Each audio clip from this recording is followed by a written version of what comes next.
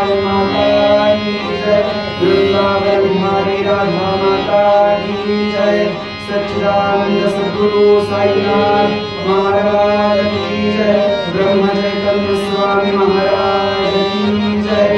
जय जय रघुवीर समर्थ, जय जय रघुवीर समर्थ, जय जय रघुवीर समर्थ।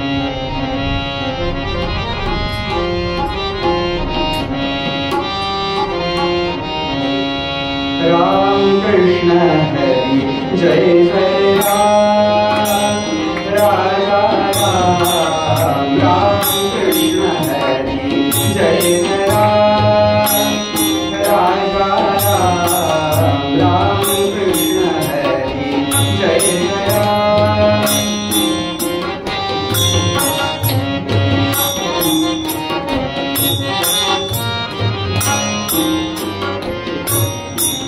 राम कृष्ण हरि जय जय राम, राजा राम गोवर्धन गोपालन गोवर्धन गोपालन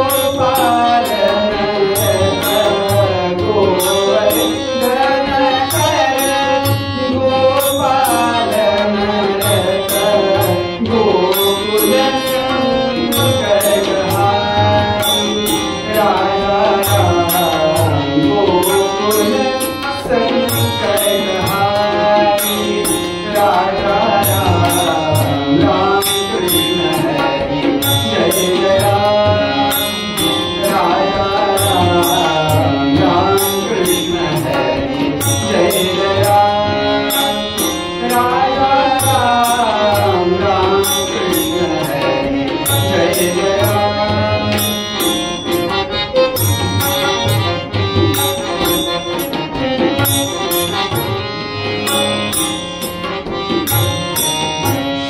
शरणागत दीन चरणी देहि, शरणागत दीन चरणी देहि, शरणागत दीन चरणी देहि, करुणा दृष्टि निहारी, राजा राम करुणा दृष्टि निहारी, राजा राम राम कृष्ण हरि जय जय राम, राजा राम राम कृष्ण हरि जय जय राम, राजा राम राम कृष्ण हरि जय जय, राम कृष्ण हरि जय जय, राम कृष्ण हरि जय जय राम।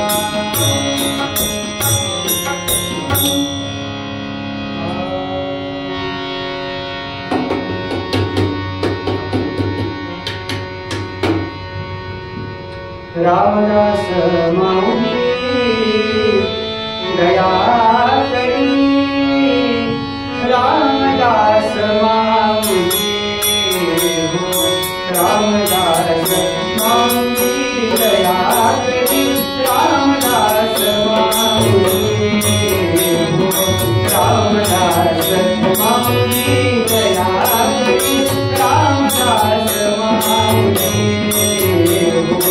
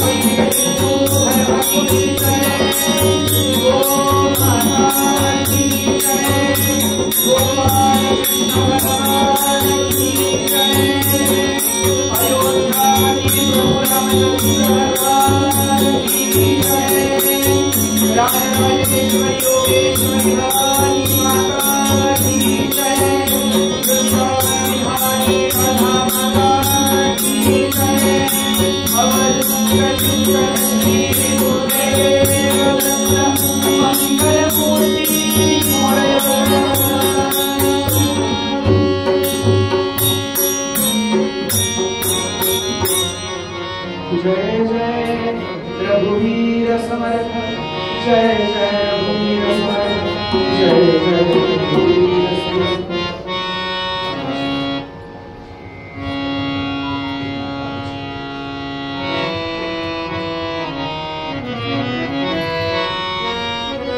मुळातच सांगायचं तर या वास्तूसाठी त्यांच्यासाठी तर नवीन नाहीच आहे, त्या वास्तूसाठी नवीन 6 ते 7 वेळा माझी कीर्तनाची झालेली हा अहंकार नाही आहे, त्यामुळे त्या बऱ्याचशा लोकांनाही परिचयाचा आहे। त्यामुळे मग अशी जो ओळख करून दिली ती विसरून जा, पुसून टाका। आणि तुम्हाला खरं सांगू का, कीर्तन करायची ओळख त्याच्या शिक्षणावरून काहीच करायचं नसतं। हा तो काय बोलतो त्याच्यावरून करायचे असते।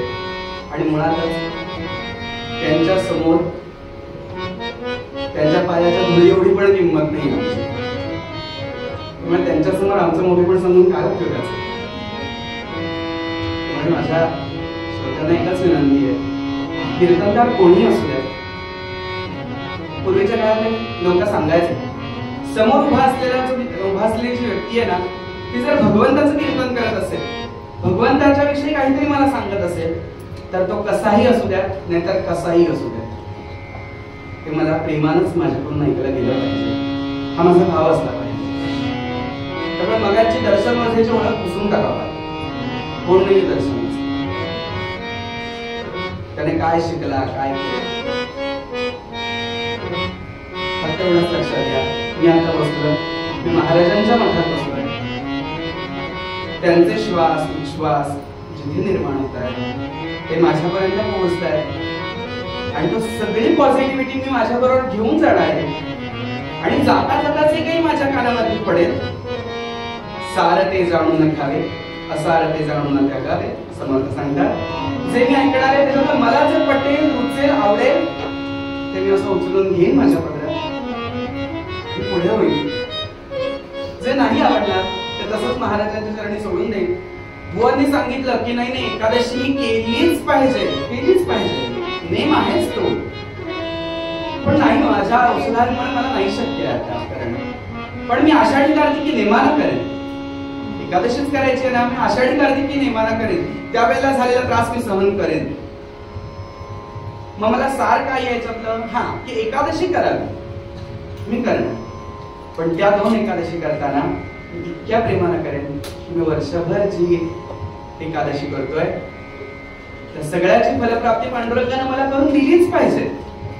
एवढ्या भक्तियुक्त अंतःकरणाने त्या 2 एकादशी केलात ना, तर नक्की पाठीशी उभा राहील। एवढाच भाव मनात ठेवा आणि पूर्वरंगाकडे जाऊया। भक्त ऐसे जाना जे देही उदास, भक्त ऐसे जाना जे देही उदास, भक्त ऐसे जाना जे देही उदास, मेरे आकाश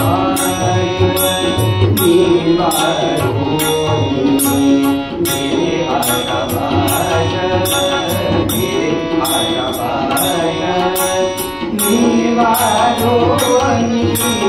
भक्त ऐसे जाना जे देही उदास, भक्त ऐसे जाना जे देही उदास।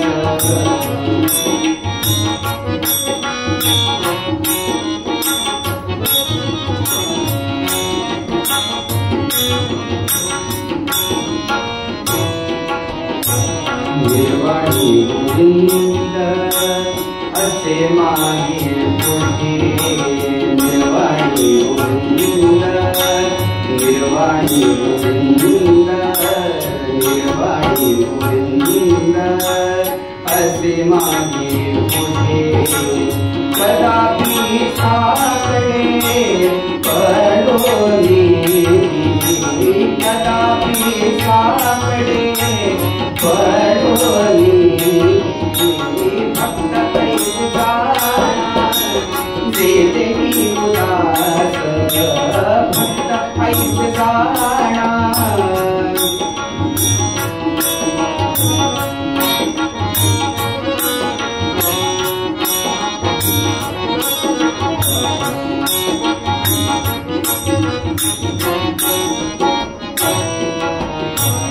विषय तुझ्यांचा झाला नारायण, विषय तुझ्यांचा, विषय तुझ्यांचा, विषय तुझ्यांचा झाला नारायण.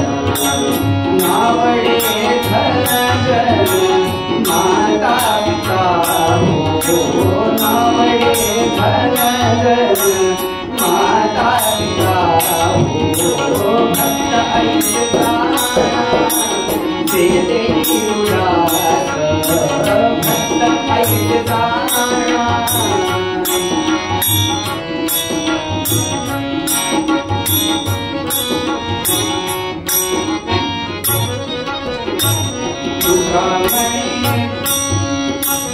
तुका म्हणे भावे सत्य कर्म साराज, तुका म्हणे भावे, तुका म्हणे भावे, तुका म्हणे भावे सत्य कर्म साराज.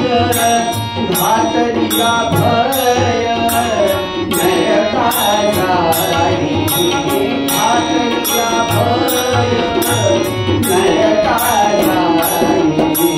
भक्त ऐसे जाणा दे देई उदास, भक्त ऐसे जाणा दे देई उदास. गेले आकाश निवारो, गेले आकाश, गेले आकाश, गेले आकाश निवारो. भक्त ऐसे जाणा दे देई उदास, भक्त ऐसे जाणा दे देई उदास. भक्त ऐसे जाणा, भक्त ऐसे जाणा, भक्त ऐसे जाणा दे देई उदास.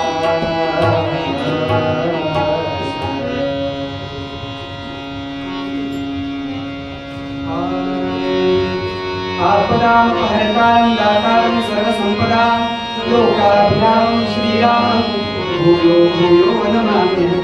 अनेन प्रियतां देवो भगवान् जानकीपतिः, भगवान् रुक्मिणीपतिः श्रीरामचन्द्र पूर्वेशः अस्माकं कुलदैवतं.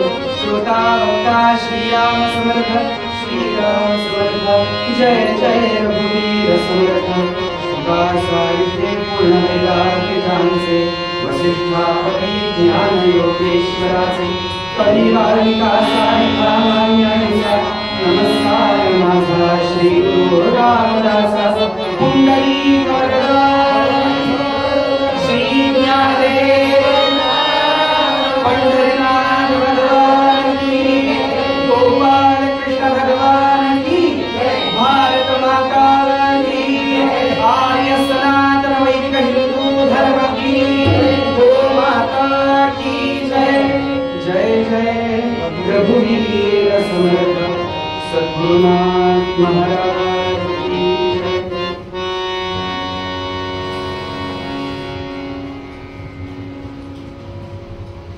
उपस्थित सर्व श्रोत्यांच्या हृदयस्थ परमेश्वराला वंदन करतो. साधू सत्पुरुषांनी, संतांनी आम्हाला जर भगवंतापर्यंत पोहोचायचं असेल तर वेगवेगळ्या प्रकारचे मार्ग आपल्याला सांगितले. पण काय आहे ही भक्ती का सांगितली करायला, याचा विचार आपण थोडासा केला पाहिजे. कसं सांगू का, एखादी गोष्ट जर मला मिळवायची असेल तर त्यासाठी मला काहीतरी खटपट करावी लागते. आणि मी तुम्हाला खरं सांगू का, संतांचा कुठलाही अभंग घ्या, तो दिसताना जरी तत्वज्ञानापर दिसला, जरी त्यात फिलॉसॉफी सांगितलेली असली, तरीही ती फिलॉसॉफी कसली आहे. तर त्या दिवशीच एक शब्द ऐकला एका लेक्चर मध्ये, तर तो शब्द मला या संतांच्या अभंगाशी किंवा संतांच्या ग्रंथाशी जोडावासा वाटतो. तो म्हणजे माणसाची जी ह्युमन फिलॉसॉफी आहे ना, ती संतांनी आम्हाला सांगितली. अभंग कुठलाही घ्या, तो अभंग हा प्रत्येक वेळेला कुठलाही वयोगट असू द्या, त्या वयोगटाला उपदेश करणाराच असतो. फक्त त्याचा अर्थ आम्हाला शोधून बाजूला काढावा लागतो, एवढाच काय तो फरक आहे. एवढेच कष्ट आहेत आपल्याला. अहो कष्ट कुठे नाही होत. कुठलीही गोष्ट करायची झाली तर मला कष्ट आहेतच ना. साधी गोष्ट आहे, एखादी उत्तम स्वयंपाक करणारी महिला आहे, तिला असं वाटतंय की माझ्या घरातल्यांसाठी आज सुंदरपैकी बदामाचा शिरा करावा. समजा ती बसली खुर्चीत आणि म्हणायला लागली बदामाचा शिरा, बदामाचा शिरा, बदामाचा शिरा. समोर येणार आहे का बदामाचा शिरा? उलट शेजारच्या वेड्यात काढतील, काय बाई वेडी झाली काही, देवाचं नामस्मरण सोडून हे कशाला करते. मला सांगायचा मुद्दा असा की नुसता बदामाचा शिरा म्हणून माझ्या समोर येणार आहे का? नाही येणार. त्यासाठी काय करावं लागेल? मला कढई घ्यावी लागेल, त्याच्यात तूप घालावं लागेल, रवा घालावा लागेल, रवा व्यवस्थित भाजावा लागेल. माझी जी काही प्रोसेस असेल ती मला सगळी केली पाहिजे त्याच्यासाठी. नाहीतर काय होईल का? नाहीतर शिरा येईल का? हल्लीची लोक फार हुशार आहेत, ती म्हणतील बुवा यातच काय, आम्ही ऑनलाईन मागवू, दंजो करायला सांगू आम्ही. अहो ते जरी करायचं झालं तर त्यासाठी सुद्धा कदाचित शिरा करण्यासाठी घरातल्या 10 रुपयाचे कष्ट असतील, तर इथे 2 रुपयाचे कष्ट असतील, कारण ते फक्त मोबाईलवरती टाकटूक टाकटूक करून मागवायचं असतं. अरे पण ते करायचं झालं तरी बोटांना कष्ट आहेतच ना. डोकं चाललंच पाहिजे ना त्याच्यावरती की आपला तिथे ऍड्रेस अपलोड करायचा, तो माणूस परत माझ्यापर्यंत येऊन पोहोचला पाहिजे, एवढे सगळे कष्ट मला आहेतच ना. म्हणजे कष्टाशिवाय कुठलंही फळ मिळत नाही. कष्ट करणं हे आपल्या माणसाचं ब्रीद वाक्य आहे. जे देवांना चुकलं नाही, जे साधू सत्पुरुषांना चुकलं नाही, ते आपल्याला चुकणार आहे का हो? मग तेच तर सांगायचं आहे, हीच तर ह्युमन फिलॉसॉफी आहे ना. जर भगवंतापर्यंत मला जर पोहोचायचं असेल तर काहीतरी तुला केलं पाहिजे, तुझ्याकडून काहीतरी धडपड दिसली पाहिजे. मी महाराजांचं वाक्य कायम सांगतो इथे आणि अनेक कीर्तनकारांकडून ऐकलं असाल. माझ्या रामानं जर संकटात तुझ्यासाठी यावं असं जर वाटत असेल तर बाबा रे तू 4 पावलं पुढे टाकून तर बघ. माझा राम 400 पावलं चालत येईल तुझ्यासाठी, पण जर तू 4 पावलं पुढे टाकलीच नाहीस तर माझा राम म्हणतो की बाबा तू तुझ्या जागी बरा, मी माझ्या जागी बरा, मला काही काम कमी आहे. म्हणजे सांगायचा मुद्दा असा, त्यानं जर माझ्यासाठी यावं, जर साधी इच्छा असेल, खरी तरी साधी नाहीये बरं. आम्ही शेजारच्याला नाही बोलवत आहोत, आपण नातेवाईकाला नाही बोलवत आहोत. मी कोणाला बोलवतोय? जो जगाचा निर्माता आहे, तो जगाचा पालन करणारा आहे, अशा भगवंतानं माझ्या एका क्षुल्लक कोणतरी व्यक्तिमत्वासाठी, भगवंतानं माझ्या एका साध्या संकटात मला साथ देण्यासाठी यावं. ही केवढी मोठी गोष्ट आहे. तरी आम्ही म्हणतो देवा एवढी साधी इच्छा आहे रे माझी, तू पूर्ण नाही का रे करू शकत? अरे पण विचार करा ना, तो कुठल्या पदावरती बसलाय, आपण कुठल्या पदावरती आहोत. म्हणजे पंतप्रधानाला सांगावं घरातला सिलेंडर संपलाय आणून दे म्हणून. पण मी तुम्हाला खरं सांगू का, त्याला असं काहीच नसतं. भक्ताची काजासाठी, साधूंची प्रेमासाठी सोडली लाज रे. भक्ताची काजासाठी, साधूंची प्रेमासाठी सोडली लाज रे. तो सांगतो मी भक्ताची काजासाठी, साधूंची प्रेमासाठी सोडली मी लाज रे. काज म्हणजे काय? सेवा आहे ना. काज या सेवेचा थोडा वेगळा प्रकार आहे फक्त. म्हणजे सांगायचा मुद्दा असा की त्याने जर माझ्यासाठी यावं असं जर वाटत असेल तर मला काहीतरी करणं फार गरजेचं आहे. माझं कालच कीर्तन झालं, माझे स्टुडंट्स काही कीर्तनाला लागले होते, त्यांना पण मी हेच सांगितलं की मला जर मॅथ्स मध्ये आउट ऑफ मार्क मिळवायचे असतील तर यासाठी मला काहीतरी कष्ट केलेच पाहिजेत ना. मग हे कष्ट म्हणजे काय आहे? मी तुम्हाला खरं सांगू का, आपल्याला माहितीये की एटीएम कुठे असतं? बँकेच्या जवळ असतं. किंवा एटीएम कोणाशी निगडीत असतं? बँकेशी निगडीत असतं. त्या एटीएमचा फुल फॉर्म काय आहे? एनी टाइम मनी. बरोबर? मी तुम्हाला खरं सांगू का, हाच विचार थोडा भगवंताकडे वळवा. भगवंत नावाची सुद्धा बँक आहे. मग ती कुठेतरी कृष्ण नावाची असते, ती कुठेतरी राम नावाची असते, कुठेतरी भगवतीच्या नावाची असते, स्टेट बँक असते, महाराष्ट्र बँक असते, इंडिया, बडोदा सगळ्या असतात की नाही, तशा आमच्याकडे सुद्धा खूप बँक आहेत. फक्त काय आहे माहितीये का, बघा ना, बँक कुठली असू द्या, तिथे आपण पैसेच भरतो ना, की काही वेगळं आणून देतात साहित्य, की हा चला घरात 2 किलो साखर जास्त झालीये, डिपॉझिट करूया बँकेत. होईल का असं? नाही ना. म्हणजे मला तिथे जाऊन सुद्धा काय केलं पाहिजे, पैसेच भरावे लागतात ना, बँक कुठली असू द्या. सांगायचा मुद्दा असा, इथे सुद्धा राम नावाची बँक आहे, कृष्ण नावाची बँक आहे. म्हणजे इथे राम नावाची बँक आहे, इथे कुठेतरी कृष्ण नावाची बँक आहे, इथे शिव नावाची बँक आहे, कुठेतरी भगवतीच्या नावाची बँक आहे. म्हणजे सांगायचा मुद्दा असाच आहे की बँका भरपूर आहेत, पण मला तिथे भरायचंय काय, आवडीने भावे हरिनाम घेसी आणि मग तुझी चिंता द्यायची सर्व आहे. इथे एनी टाइम मनी मिळतो ना, मग आमच्याकडे सुद्धा आहे. जर तुम्ही नाम नावाची कॅश भरला त्या बँकेत, तर तो एनी टाइम मोक्ष द्यायला बसलाय. हो, व्यवहारातली बँक मला मनी देत असेल, तर अध्यात्मातली बँक मला मोक्ष द्यायला बसलीये, ज्या मोक्षासाठी माणूस धडपड करत असतो आयुष्यभर. मग असं जर मला हवं असेल तर मी काय केलं पाहिजे, त्याचा उपदेश तुकोबाच्या अभंगात. तुकोबा सांगतात, जर भगवंतांना माझ्यासाठी यावं असं जर वाटत असेल, तर माझं क्वालिफिकेशन काय असलं पाहिजे. तुम्हाला खरं सांगू का, असे मराठी शब्द कीर्तनात यावे लागतात सध्याच्या काळात, नाहीतर कीर्तनकार अशिक्षित वाटतो. म्हणूनच कदाचित ओळख करून दिली. सांगायचा मुद्दा असा की देवानं माझ्यासाठी जर यावं असं वाटत असेल, तर माझ्याकडे काय असलं पाहिजे, माझ्याकडे काय असलं पाहिजे, ते तुकोबाच्या अभंगामध्ये आपल्याला सांगतात.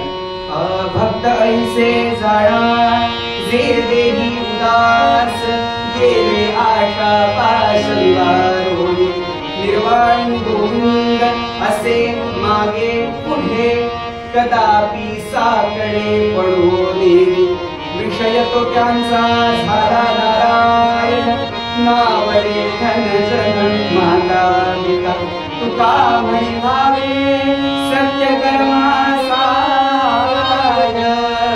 घातलिया भय नरकाचा. भक्त ऐसे जाणा जे देही उदास, गेले आशा पाश निवारून, सद्गुरुनाथ. काय ही मध्येच प्रत्येक वेळेला आरोळी का सांगितली, मध्येच असं भजन का सांगितलं, की सगळे श्रोते जागेत ना, खुलासा लागतो लगेच, आणि मग सगळेजण असं हा काहीतरी वेगळं चालू असं म्हणून तरी असं पटकन बघतात बरं, आणि मग कळतं बरोबर.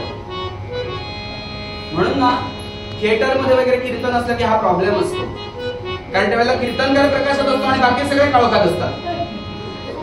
म्हणून मंदिरातलं कीर्तन आवडतं. देवापासून कीर्तनकारापर्यंत सगळे उजेडा, म्हणजे कोण झोपलाय कोण जागा आहे हे पटकन कळतात. हा, तर आपला विषय झालेला होता की भक्त ऐसे जाणा जे देही उदास, गेले आशा पाश निवारून. मागेच्या वेळेला कीर्तन झालं त्यावेळेला मी दासाची व्याख्या सांगितलेली. दास कसा असावा हे सांगितलं. समर्थांचा श्लोक निरूपणासाठी घेतलेला. सदा देव काजी झिजे देह जाचा, सदा राम नामी वदो नित्य वाचा, स्वधर्मेच चाले सदा उत्तमाचा, जगी धन्य तो दास सर्वोत्तमाचा. जय जय.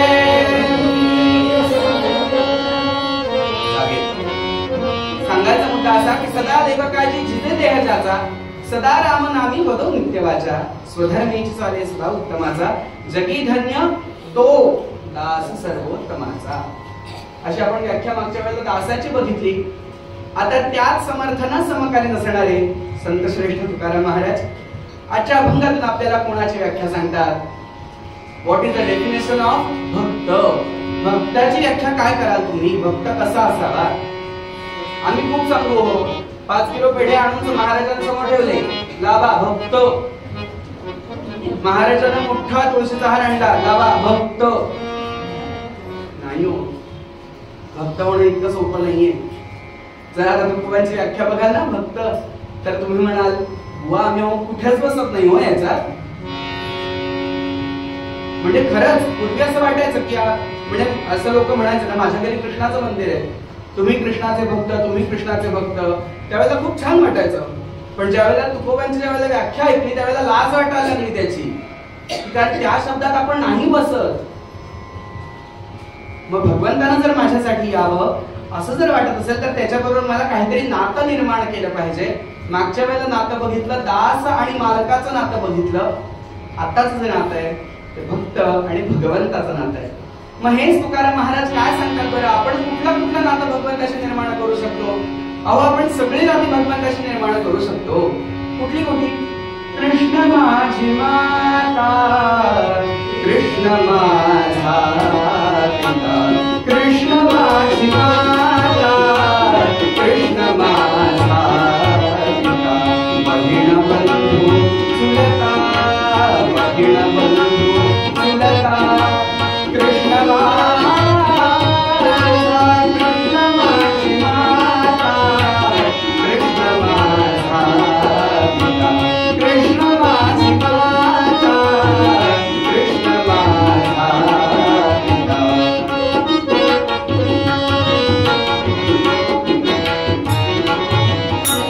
कृष्ण माझी माता, कृष्ण माझा, कृष्ण माझा गुरु, कृष्ण माझे दारू, कृष्ण माझा गुरु, कृष्ण माझे दारू, उतरी पहिलं पारू, उतरी पहिलं,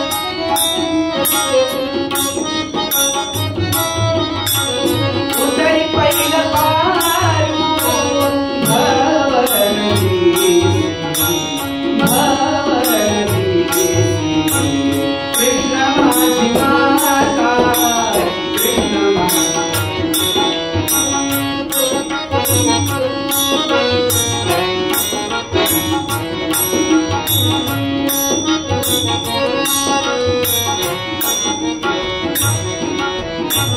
कृष्ण माझे मन, कृष्ण माझे तन, कृष्ण माझे मन, कृष्ण माझे तन, सोई राजन,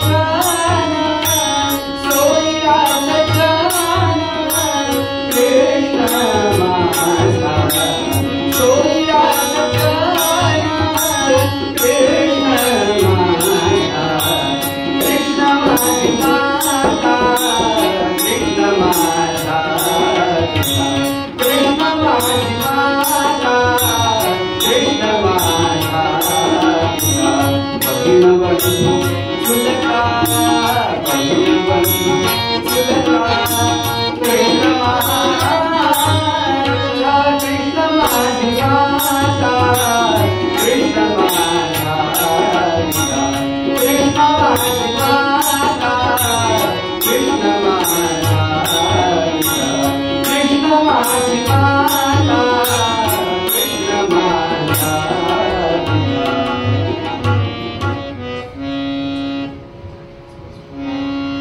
कृष्ण माझी माता, कृष्ण माझा पिता, बहीण बंधू चुलता, कृष्ण माझा. का बरं आज कृष्णाची आठवण? आजपासून जन्माष्टमीचा उत्सव सुरू होतो. पौर्णिमेपासून नवमी पर्यंत किंवा काही ठिकाणी दशमी पर्यंत कृष्णाच्या जन्माचा उत्सव सुरू होतोय. आणि कुठेतरी अधिक प्रेम आहे त्या बाजूला, त्या बँकेत जरा जास्त आमचं मनी भरलं जातं. तर सांगायचा मुद्दा असा की मला काहीतरी त्याच्याशी नातं निर्माण केलं पाहिजे. मग कुठलं नातं निर्माण करता येईल? कृष्ण माझी माता, कृष्ण माझा पिता, बहीण बंधू, एक वेगळं नातं सांगितलं, चुलता. खरं तर या नात्याला खूप कीड लागलेली आहे, पण तरीही तुकोबा त्यालाही सोडत नाही की निदान ते कृष्ण आहे बाबा तू असं म्हणून तरी ते नातं सुधारलं तर सुधारलं बाबा. कृष्ण माझी माता, कृष्ण माझा पिता, बहीण बंधू चुलता कृष्ण माझा. आणि त्यातही एक सुंदर तुकोबा आपल्याला उपदेश करतात. कृष्ण माझे मन, कृष्ण माझे मन, कृष्ण माझे जन, कृष्ण माझे मन, कृष्ण माझे जन, सोयरास जन, सोयरास जन, कृष्ण माझा. किती छान सांगतात तुकोबा. अहो हे जर तत्व लक्षात ठेवलं ना, आज जन्मात भांडण होणार नाही हो कोणाशी. घरातल्यांची सोडा, बाहेरच्यांची सुद्धा नाही होणार. आम्ही साधे रस्त्याने गाडी चालवत असताना एखादा जर वाकडा गेला तर केवढी आमची त्रिधा तेरपीट होते हो.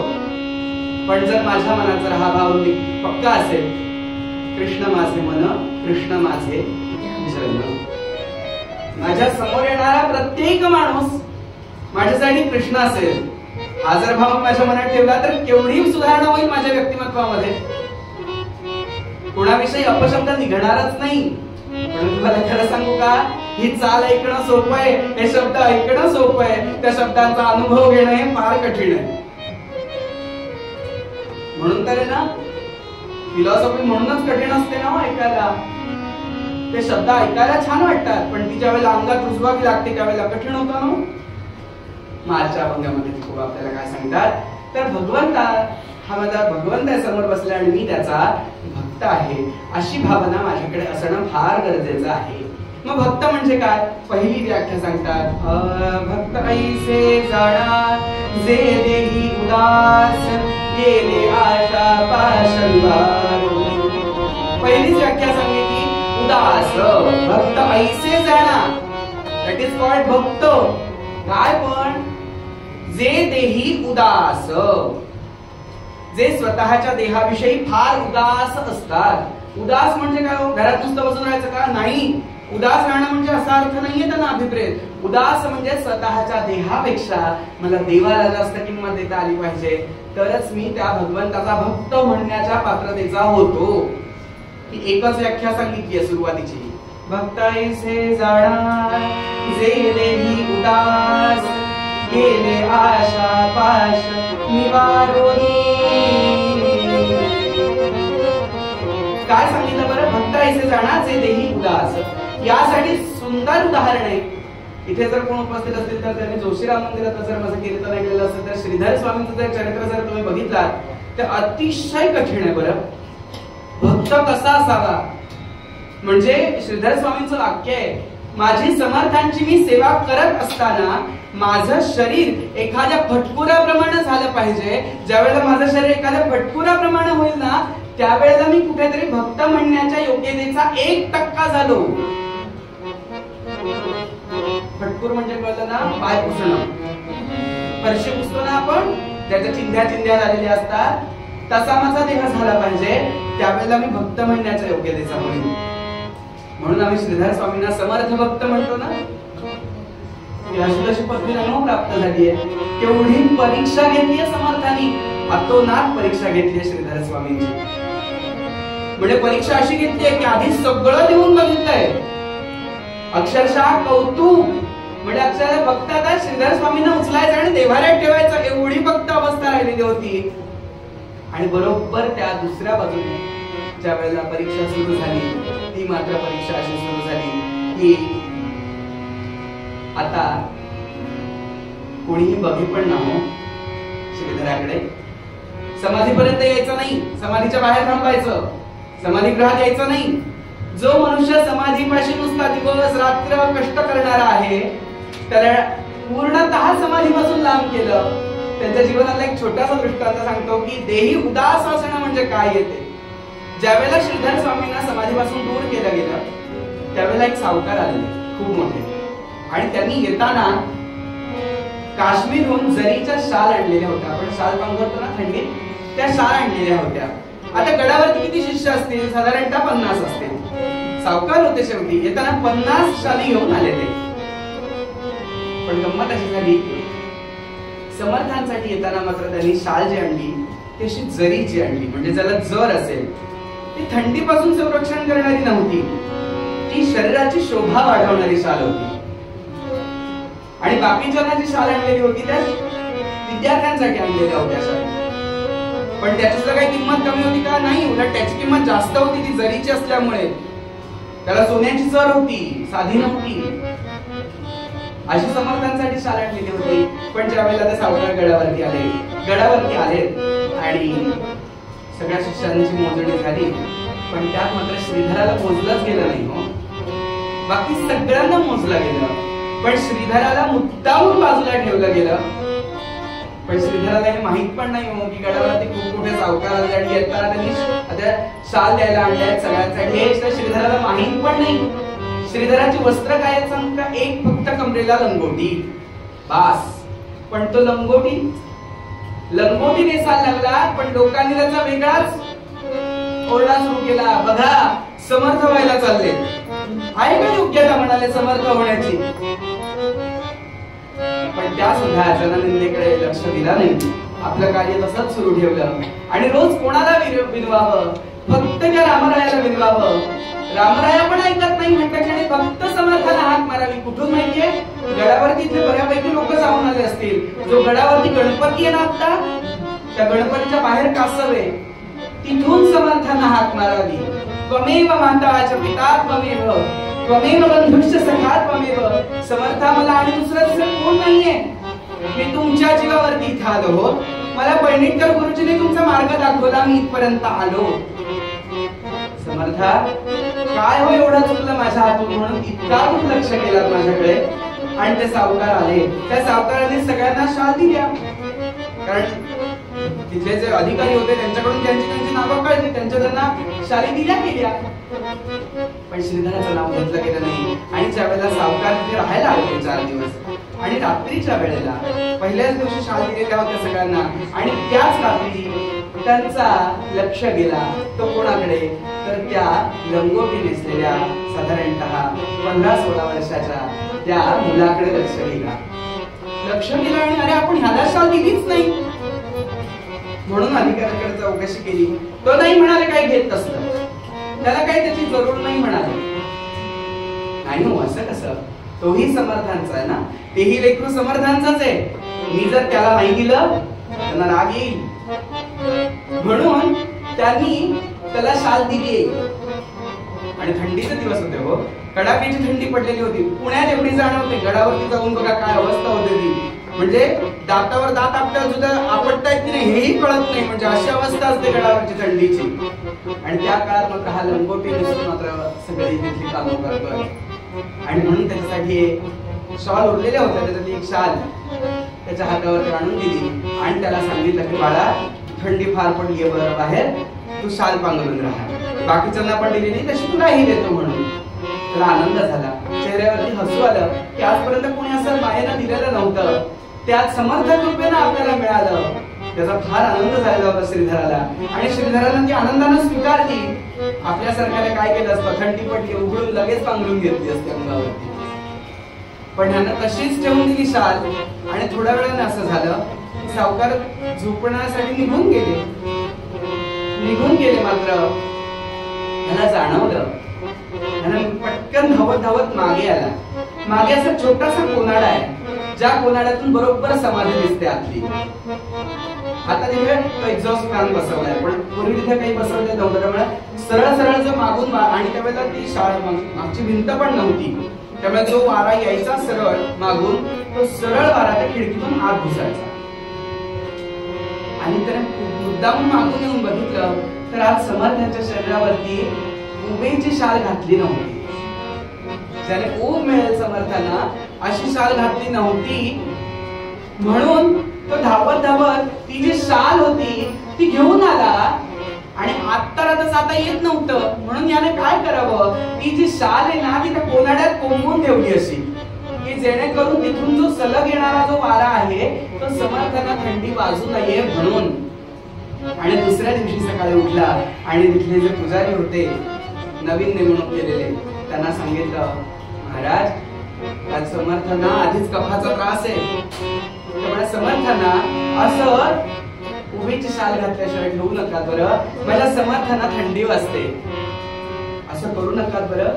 श्रोते हो, सांगायचा मुद्दा असा की भक्त ऐसे जाणा जे देही उदास गेले आशापाश निवारोनी. एका दृष्टांतात सांगता येईल की हा जो दृष्टांत आहे याच्यात कुठल्याही विषयाची ती आशा राहिलेली नाही की ती शाल माझी आहे, मला ठेवली पाहिजे, अशा प्रकारची आशा पण नाहीये. ती शाल मला त्यांनी दिली आहे, प्रेमाला दिली आहे, त्यात कुठल्याही प्रकारची ममता सुद्धा उरलेली नाही. फक्त एकच आहे, स्वतःच्या देहापेक्षा देवाला जास्त किंमत दिली पाहिजे. ज्यांच्या जीवावरती मी आज जगतोय त्यांना मी आज त्यांना मान देणं फार गरजेचं आहे. भक्त ऐसे जाणा जे देही उदास गेले आशापाश निवारोनी. पुढे काय सांगितलं तुकोबांनी? निर्वाणी गोविंद असे मागे पुढे कदापि साकडे पडोनी. सद्गुरुनाथ महाराज निर्वाणी गोविंद असे मागे पुढे कदापि साकडे पडोनी. पुन्हा एकदा ह्युमन फिलॉसॉफी कशी काय अर्थ लावून घ्यावा लागतो. कारण तुम्ही मला सांगा, संत एका अभंगातून किती किती जणांच्या वयोगटासाठी सांगत राहणार की हा बाबा वेळ जसं डॉक्टर सांगतात तसं क्रोसिनची गोळी आहे, ती जर पाण्यातल्या मुलाला द्यायची असेल तर ती अगदी 0.5% घ्या, पाण्यात मिक्स करा आणि ती त्याला द्या. परत जरा मोठा झाला की 0.5% आहे तसा तुकडा त्याला द्या. पुढे जरा मोठा झाला की अर्धीही द्या आणि एकदम जर म्हातारा असेल तर द्या अख्खी गोळी म्हणाली. म्हणजे सांगायचा मुद्दा असा की हे डॉक्टर सांगणं शक्य आहे, पण तुकोबाने जर प्रत्येकाला जर उपदेश करायचा, हा बाबा लहान आहेस ना मग फक्त राम राम म्हण, जरा मोठा झालास की श्रीराम म्हण, त्याच्या पुढे मोठा झालास की श्रीराम जय राम जय जय राम म्हण, असं जर प्रत्येकाला सांगत बसेल तर त्या अभंगाचा केवढा मोठा होईल. म्हणून याचा अर्थ आम्हाला शोधून घ्यावा लागतो. निर्वाणी गोविंद असे मागे पुढे कदापि साकडे पडोनी.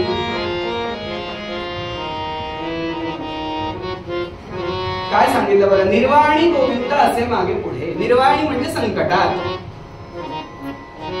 मला संकट किती वेळा पडतो? भरपूर वेळेला संकट पडतो, पण त्या संकटामध्ये सुद्धा त्याला सांगण्याची गरज आहे का? बाबा अहो महाराज मला संकट पडलंय, या धावत सांगावं लागतं का?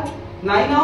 का सांगावं लागत नाही? आम्ही प्रार्थना करताना म्हणतो ना, हे सर्वज्ञानी सर्वेश्वरा सर्वोत्तमा सच्चिदानंदा पूर्ण ब्रह्मा पांडुरंगा नरहरी परमात्मा. काय म्हणतो? सर्वज्ञानी म्हणतो ना त्याला, त्याला सगळं ज्ञान आहे असं जर म्हणत असू तर त्याने जर यकिंचित मला जर जन्माला घातलेलं असेल तर माझ्याविषयीची माहिती नसणार का त्याच्याकडे? आणि त्याचा माझ्यावरती लक्ष आहे, हा विश्वास माझा कमी पडतो. आणि म्हणून आम्ही काय करतो?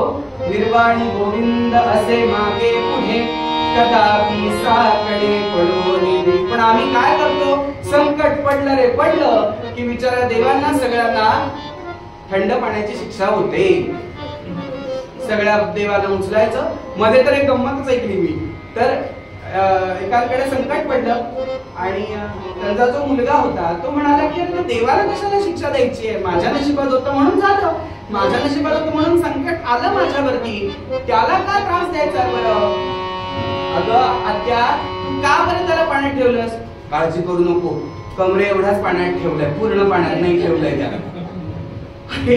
पूर्ण पाण्यात नाही ठेवलं तरी कमरे एवढ्या पाण्यात ठेवलंय की त्याला. आणि ते कधी माझं संकट दूर होत नाही तोपर्यंत.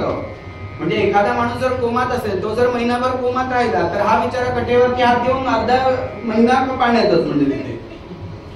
म्हणजे आम्ही काय करतो? पण इथे जर माझ्या लक्षात जर संतांचं वाक्य जर लक्षात असेल, एका जनार्दनी भोग प्रारब्धाचा हरी कृपे त्याचा नाश आहे, हे जर वाक्य माझ्या लक्षात असेल तर कधीच मला संकटाची भीती वाटणार नाही. का? एका जनार्दनी भोग प्रारब्धाचा, हे जे काही भोग आहेत ते सगळे माझे गतजन्मातले आहेत. समजा माझा जर जाताना कुठे, हो बघा ना आपण इतकी विचित्र असतो माहितीये का? समजा थंडीचे दिवस आहेत, पाऊस भरपूर पडला आहे, थंडी पडलीये, आपण छान पांघरून घेऊन झोपलेलो असतो आणि उठतो, जॉब वरती जायचं असतं, कामाला लागायचं असतं, स्वयंपाक करायचा असतो, काही ना काहीतरी करायचं असतं आणि आम्ही सकाळीच उठतो आणि ती अंथरुणाची घडी करत असताना पटकन कुठेतरी पाय आपटतो. झालं. कटकट सुरू झाली माझ्या मागे. अरे साधा पाया पटला ना तुझा, कशाला कटकट सुरू होईल? म्हणजे आपल्यात किती निगेटिव्हिटी असते विचार करा. खरं तर डोक्यात काही विषय आहे का? नाही. पाय आपटला, झाली कटकट सुरू झाली माझ्या मागे. देवा कसा रे असा तू? अरे आता देवानं काय केलंय बरं त्याच्यात? पुढे वॉश बेसिन वरती गेलो. खरं तर गरम पाण्याने तोंड धुवायचं होतं, पण चुकून मी पटकन नळाखाली हात घातला आणि पटकन तोंडात ऐको कटकट लागली सकाळपासून. अरे आता तू थंड पाणी घेतलं, तू तुझ्या हाताने नळ सुरू केला, तू तुझ्या हाताने पाणी घेतलं, तू तुझ्या हाताने स्वतःच्या तोंडावरती मारलंस पाणी. ह्याच्यात त्या विचाराचा दोष काय आहे? देवाला ना नुसता मला छळ मांडलाय. म्हणजे काय? निर्वाणी गोविंद असे मागे पुढे कदापि साकडे पडोये. त्याला साकडं घालण्याची गरजच पडत नाही हो. म्हणजे सांगायचा मुद्दा असा की जो सर्वज्ञानी असेल तर तुकोबा सांगतात त्याला माझ्या संकटात हात मारण्याची गरज नाही. पुढे काय सांगितलं? पुढे सांगितलं विषय तो त्यांचा झाला नारायण, नावडे धनजन माता पिता. वा म्हणाले वा, छान सांगितलं गोष्ट. पहिलं वाक्य म्हणजे काही कळलं नाही, शेवटचं वाक्य पटकन कळलं. ना आवडे धनजन, एवढं फक्त डिलीट केलं पाहिजे म्हणाले त्याच्यात. ना आवडे धनजन नाही, ते आवडे माता पिता नावडे. चला हो, आता हल्लीच्या काळात तर म्हणजे त्या मुली सरळ सांगतात घरात 2 डस्टबिन नकोत मला, त्यांना आधी बाहेर काढ मग मी येते. बाई ग, तुझ्याही घरात 2 डस्टबिन आहेत, तुलाही भाऊ आहे, त्याही भावाची बायको यायची आहे. पण तुम्हाला खरं सांगू का, आम्ही संत तत्वज्ञानापासून दूर जायला लागलो, आम्ही पुराणांपासून दूर जायला लागलो, आणि आमच्या संस्कृतीपासून दूर जायला लागलो. म्हणून घरातली भांडणं वाढायला लागली. पूर्वीच्या काळात होती ना हो. मला आश्चर्य वाटतं, मी जिथे मालवणला राहतो, आमचं जे कृष्ण मंदिर आहे त्याच्या समोर मी बाबांना ज्या वेळेला विचारायचो तर बाबा सांगते त्यांच्या घरात 64 जण होती आणि 64 जणांचा स्वयंपाक 4 बायका मिळून आनंदानं करायच्या. आणि फक्त तसं नाही, घरात जे पैसा मिळवून येईल तो सगळा एकत्र केला जायचा आणि ज्याला वाटेल तसा, तो गरज असेल तसा काढून घ्यायचा. काय प्रत्येकावरती विश्वास असेल विचार करा. तर पैसा अशी गोष्ट आहे का?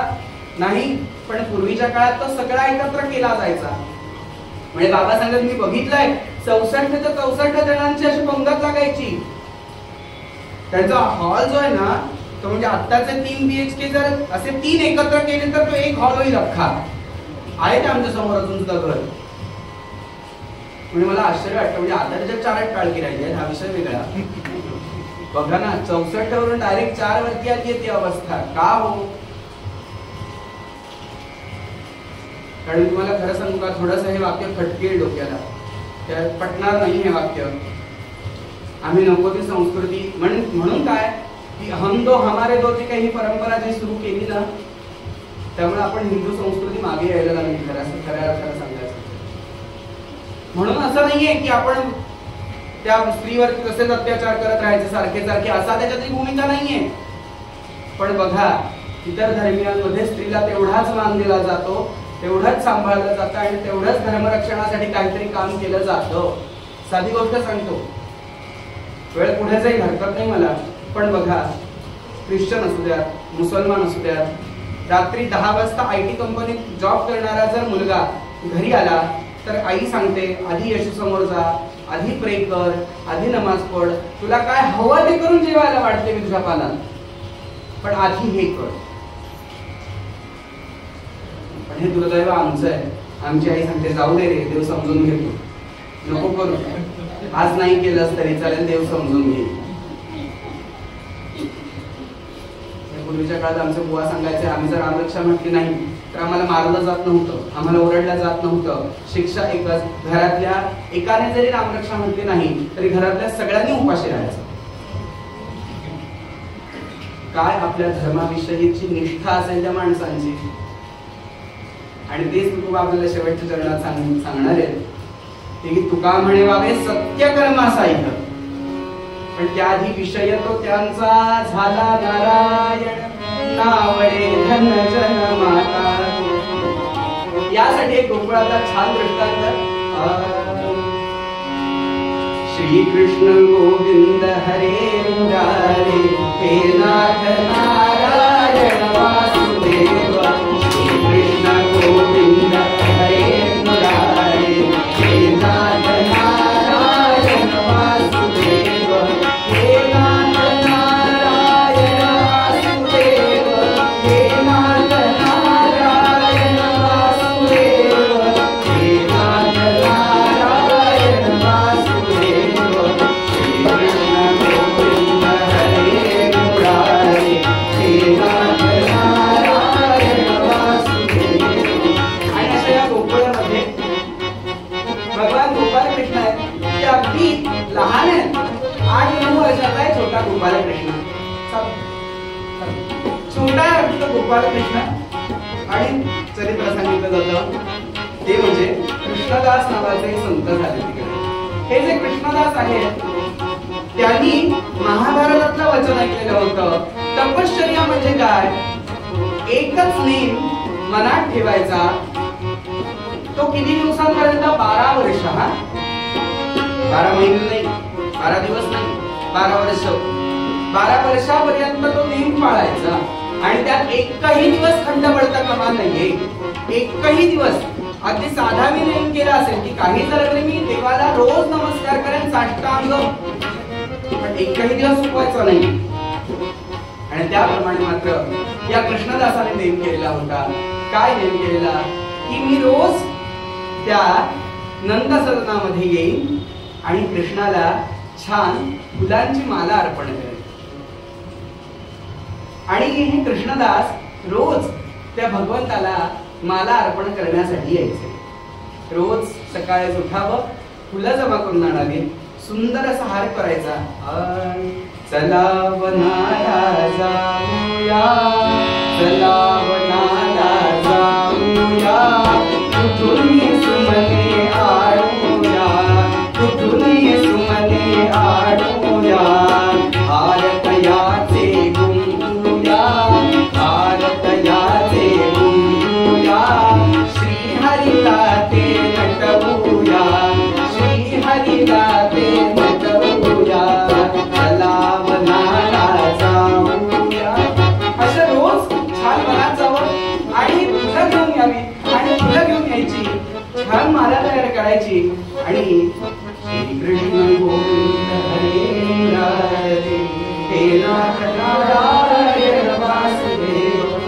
असं रोज नामस्मरण करत करत नंदाच्या वाड्यामध्ये यावं आणि चौकशी करावी कृष्ण कुठे बसलाय तिथे, आणि तिथपर्यंत जावं आणि माला अर्पण करावी.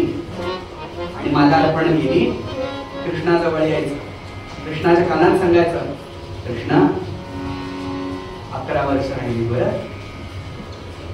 आणि नेम काय आहे माझा?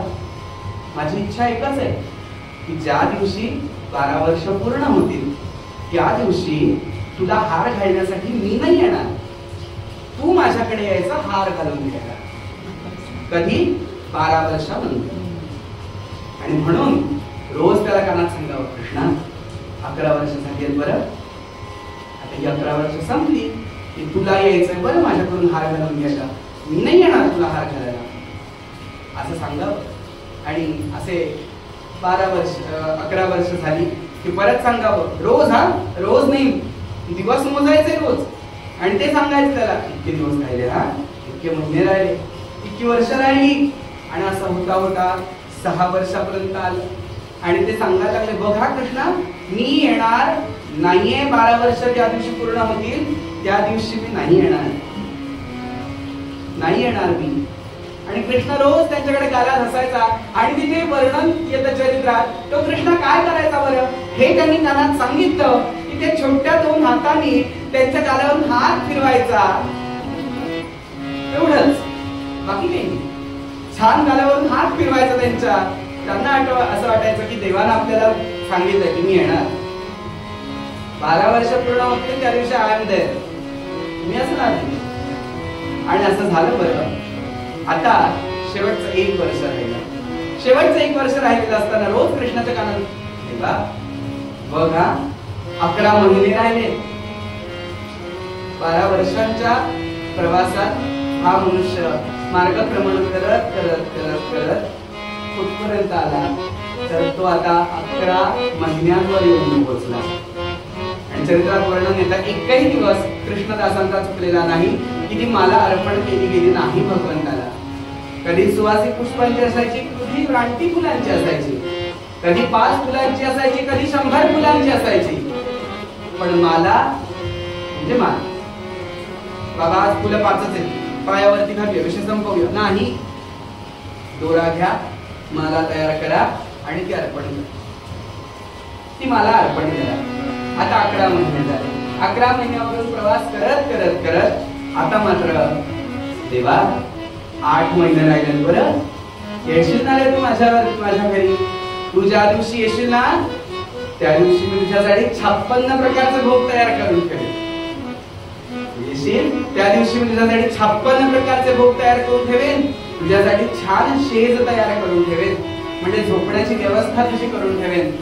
येशील ना रे तू दिवसभर माझ्या घरी? येशील. कृष्णाला बाग काहीच करू नये, छान गालावरून त्यांचे हात फिरवावे आणि शांत राहावे. असं होता होता फक्त 12 दिवस राहिले. कृष्णाच्या कानातून सांगावं, देवा 12 वर्ष आहे, 12 दिवस राहिले. बरं याला म्हणतात विषय तो त्यांचा झाला नारायण. शरीराला एक रुटीनच लावून घेतलेलं होतं. सकाळी उठावं, स्नान करावी, संध्या करावी, पूजा अर्चा करावी, वनात जावं, फुलं घेऊन यावी, त्या फुलांची माला करावी, नंदाच्या वाड्यात जावं, कृष्णाला पुष्पमाला अर्पण करावी, कानात सांगावं, देवा अमुक अमुक दिवस राहिले, बरं येशील ना रे माझ्याकडे? असं होता होता मात्र श्रोते हो, आता सांगावं किती दिवस राहिले? फक्त शेवटचे 2 दिवस बाकी राहिले, फक्त 12 वर्ष पूर्ण होण्यासाठी. कृष्णाच्या कानात येऊन तळमळीनं सांगावं, देवा 12 वर्ष पूर्ण झालं, 2 दिवस राहिले, बरं येशील ना रे? परवा तुला माझ्या घरी यायचं, एक लक्षात ठेव कान्या, मी परवा नाही येणार, तुला आठवण करून द्यायला सुद्धा नाही येणार मी. आणि कृष्णाला गोड हसावं. शेवटच्या दिवसापर्यंत हीच स्थिती त्यांनी सांगावं, त्याने गालावरून हात फिरवावे, कृष्णदासाने निघून जावं. आणि असं होता होता म्हणजे आपल्या नियमावरती किती माणसानं ठाम असावं यासाठी दृष्टांत आहे. कारण त्याला माहिती आहे माझा विषय काय आहे, विषय तो त्यांचा झाला नारायण. त्याला बाकी काही हवं होतं का? त्याच्याकडे काही मागितलं का? कृष्णा मी तुला हार घालतो ना, मला 12 वर्षांनी माझ्या बँक बॅलन्स वाढू दे, असं म्हणलेलं का तो? नाही, नाहीतर माझ्या घरात एकदम सोनं निर्माण होऊ दे, असं म्हणलेलं का? नाही. एवढी 12 वर्ष सगळी सेवा करून इच्छा काय आहे फक्त? कृष्णा 12 वर्ष पूर्ण होते त्या दिवशी हार घालून घ्यायला तू फक्त माझ्याकडे यायचं, मी नाही येणार. आणि बरोबर श्रोते सांगतो, आता 1 दिवस पुढे उरलाय. अलीकडच्या दिवशी येऊन सांगितलं कृष्णाला, का कृष्णा आता दिवस पण नाही रे राहिले, फक्त तास राहिले, काही घटिका राहिले फक्त, उद्या येशील ना माझ्या घरी? कृष्णाला बाकी काहीच बोलू नये, गालावरून हात फिरवावा, समजा. पण कृष्णदासांची इच्छा काय आहे? मी मनानं सेवा केली आहे, मी मनोभावे सेवा केली आहे, मी भक्तियुक्त अंतःकरणानं केली आहे. भक्तियुक्त म्हणजे काय? भक्तीने युक्त असं माझं अंतःकरण आहे, आणि त्या अंतःकरणातून मी त्याची सेवा केली आहे. तो येणार माझ्यासाठी, तो येणार माझ्यासाठी. आणि म्हणून दुसऱ्या दिवशी कृष्णाचं नामस्मरण करत करत ते बसलेत. मात्र नेहमीप्रमाणे भगवंताचं नामस्मरण करावं. छोटी छोटी गैया छोटे छोटे ग्वाल, छोटी छोटी गैया छोटे छोटे ग्वाल, छोटो सोनेरो मदन गोपाल. छोटी छोटी गैया छोटे छोटे ग्वाल, छोटी छोटी गैया छोटे छोटे ग्वाल, छोटो सोनेरो मदन गोपाल. काली काली गैया गोरे गोरे गाल, काली काली गैया गोरे गोरे गाल, बीच में मेरो मदन गोपाल.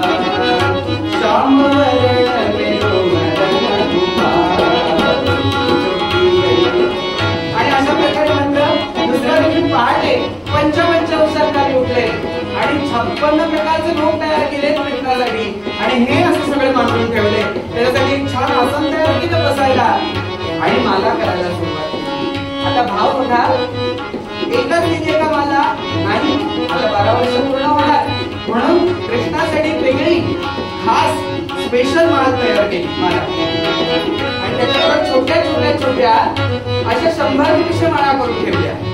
का? माझा कान्हा येईल ना, कान्हा एकटा येईल होय.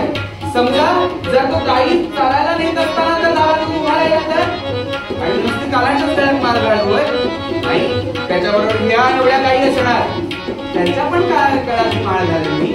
त्याच्याबरोबर त्याचे मित्र असतील, पेंड्या असेल, लंगड्या असेल, बोबड्या असेल, त्याच्यातला काय माळ घातली पाहिजे मला, म्हणून या इतक्या माळा करून ठेवल्या. आणि उंबरठ्यावर बसून वाट बघायला लागले की आता कृष्ण येईल. काय आगे आगे गैया पीछे पीछे कार, कसा येईल तू? पीछे पीछे कार, आगे आगे गैया पीछे पीछे कार. कसा येईल? पुढे पुढे गाई असतील चालत, लावत पुढे गाई येतील. म्हणजे माणसाची कल्पना शक्ती किती मोठी असते बघा.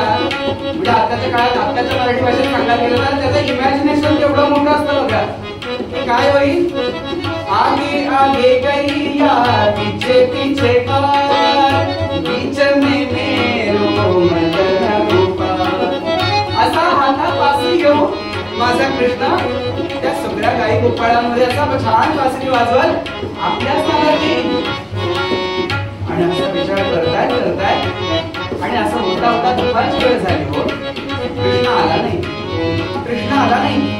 का बरं आला नसेल? हा, कारण आता राजभोगाची वेळ झाली ना. राजभोग म्हणजे जेवणाची वेळ झाली. माझ्या करायचे जेवण करत असेल कृष्ण, म्हणून आला नसेल. म्हणून आला नसेल. हरकत नाही, येणार तो. मी 12 वर्ष गेलोय ना, मग तो 1 दिवसासाठी नाही चुकवायचा मला. माझ्यावरती प्रेम आहे त्याचं.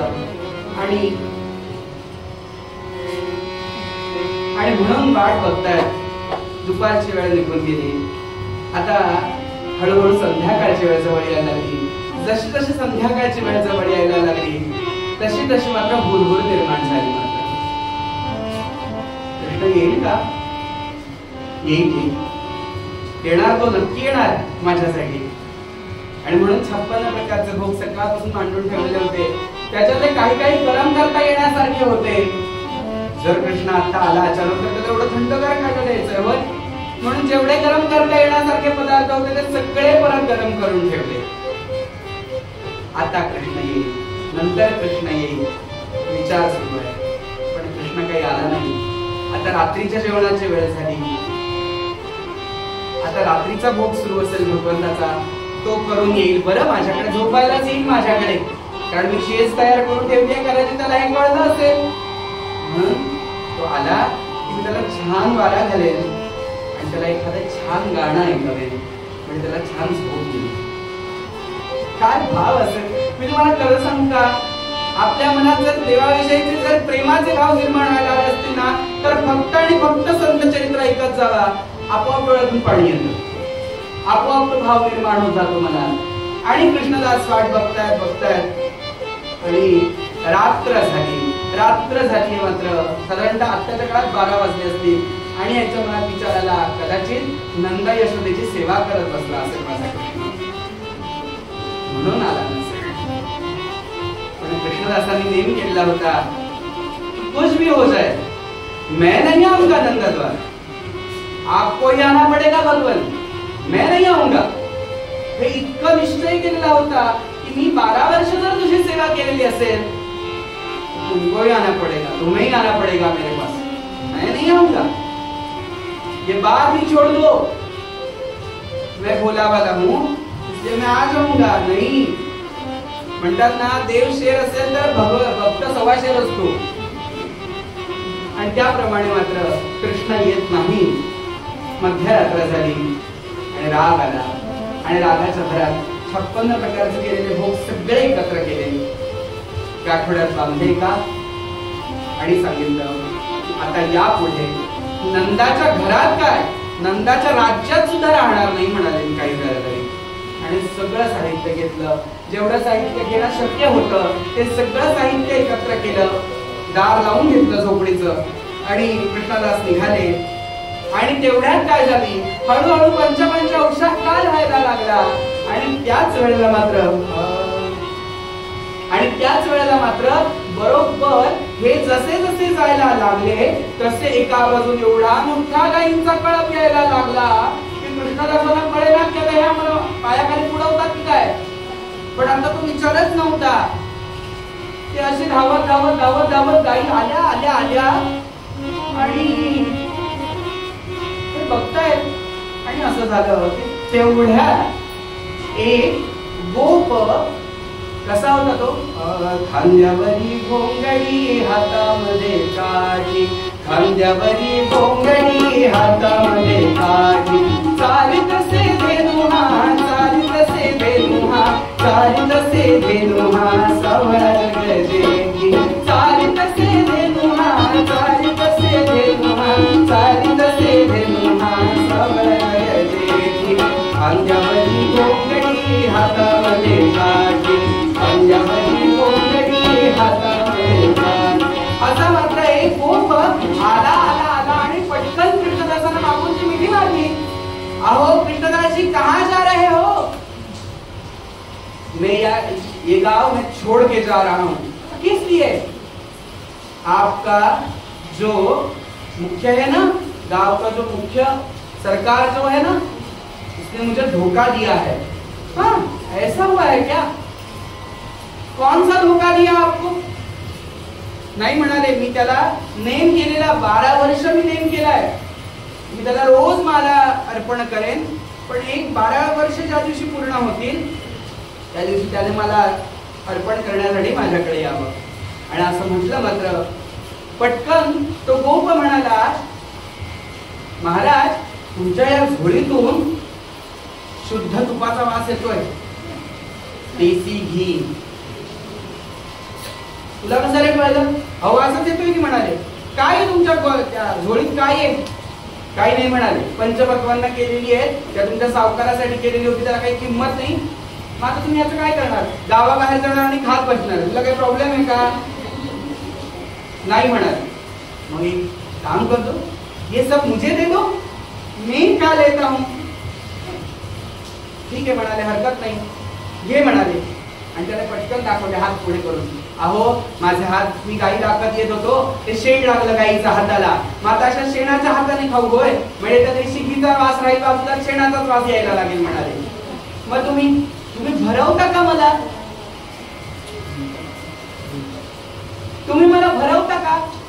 त्याच्यावरती ते कृष्णदास म्हणाले, वा रे वा, तुमच्या गावचा राजा सुद्धा सेवा करून घेतो आणि तशीच सवय तुम्हाला पण लावली होय त्याने. आता काय करणार? म्हणून त्याला बसवलं खाली. दोघही जण बसले. पहिला घास कृष्णदासांनी उचलला आणि भरवणार. इतक्यात तो गोप म्हणाला, मला नाही पहनावगे. आणि हे वाक्य ऐकलं मात्र आतापर्यंत कळलंच नव्हतं की माझ्या समोर कोण आहे. आणि ज्या वेळेला पुन्हा एकदा बघितलं त्यावेळेला मात्र गळ्यात सुममालिका कटीतटी सपीतांबर घुमे मधुर बासरी मयूर पिच्छ डोळीवर पदा मृदुला चाटती अशन सोडून निवास रे. खाणं सोडलंय गाईंनी आणि सगळ्या याच्या पायाला चाटत बसल्या. त्या असा कोण होता? तर भगवान गोपाल कृष्ण समोर बसलेला होता.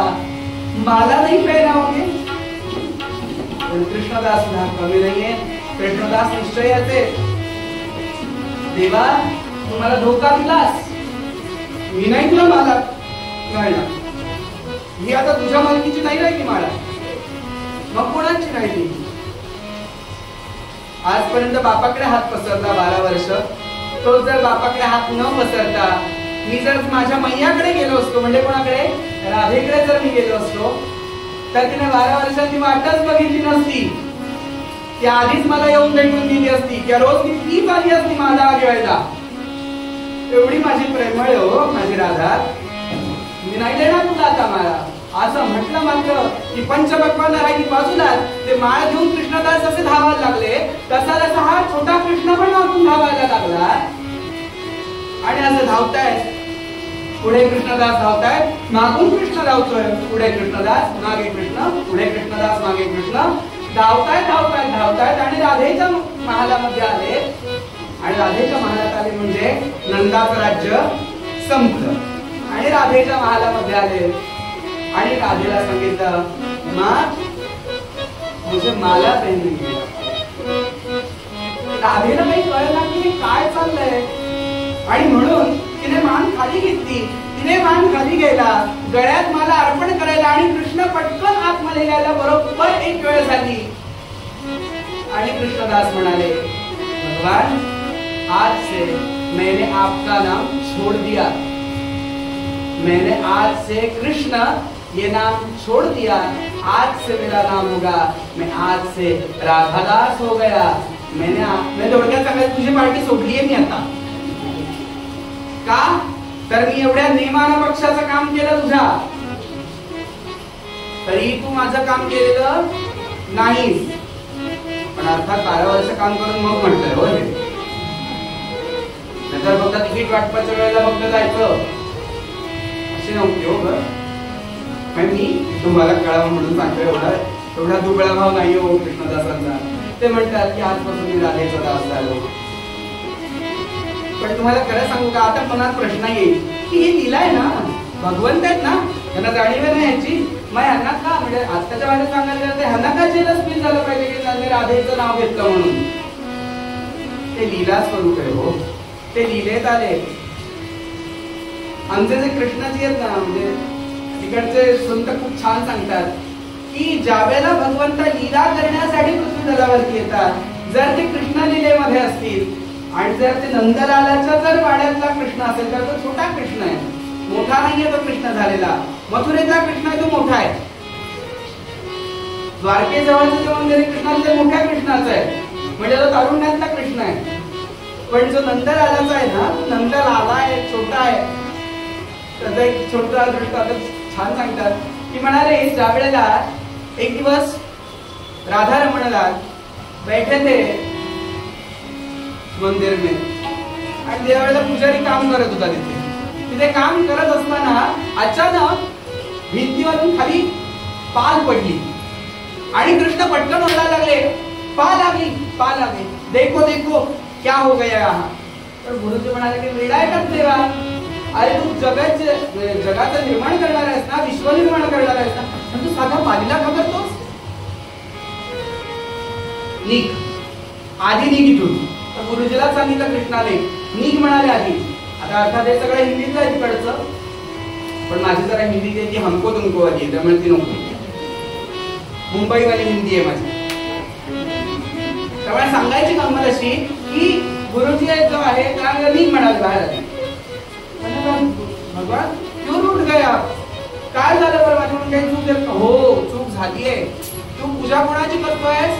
नंदलालाची पूजा कर हो ना, नंदलालाची पूजा करतोयस ना. मग तू जर मला नंदलाल म्हणत असशील तर माझा भाव नंदलालाचा आहे. तू जर परमात्मा जर म्हणत असशील तर माझा भाव परमात्म्याचा आहे. तू जर विश्वदर्शनाची जर पूजा करत असशील तर माझं विश्वरूप आहे. तू जशी जशी माझी पूजा करशील तसा तसा मी तुझ्यासाठी होईल. पण हे कधी होईल? तुका म्हणे भावे सत्य कर्मा साध्य भातरियावय नरकार जणी. मला सांगायचं होतं असा की मी जर सत्य कर्माला सहाय्यभूत झालो तर आणि तरच भगवंत माझ्या पाठीशी उभा राहतो. कसा राहतो चरित्र भागातून बघूया. पण त्याआधी पूर्वापत्यात आपल्याला उपदेश करताना आपल्याला तुका म्हणतात त्याचं आणि माझं भक्त आणि भगवंताचं नातं असणं गरजेचं आहे. जर त्या माझं आणि त्याचं भक्त आणि भगवंताचं नातं असेल तर तो माझ्या पाठीशी नक्की उभा राहतो. कसा राहतो भक्त ऐसे जाणा दे दे उदास, दे दे उदास, दे दे आशाभाष देवारो.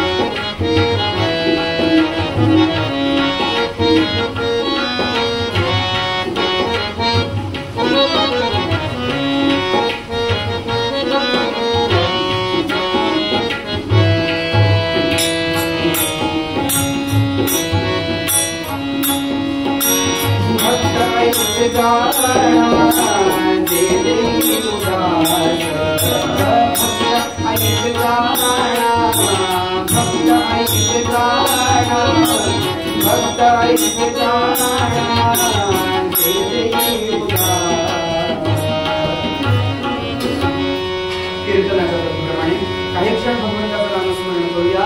काळजीपूर्वक वेळेच्या पुढे नक्की जाणार नाही. त्यामुळे हो करता करता त्या कृष्णदासाच्या दृष्टांत बघता बघता खूपच पुढे गेलेली आहे. म्हणजे ऑलरेडी आधी आपण उतरंग थोडासा केलेला आहे असं. तर आपण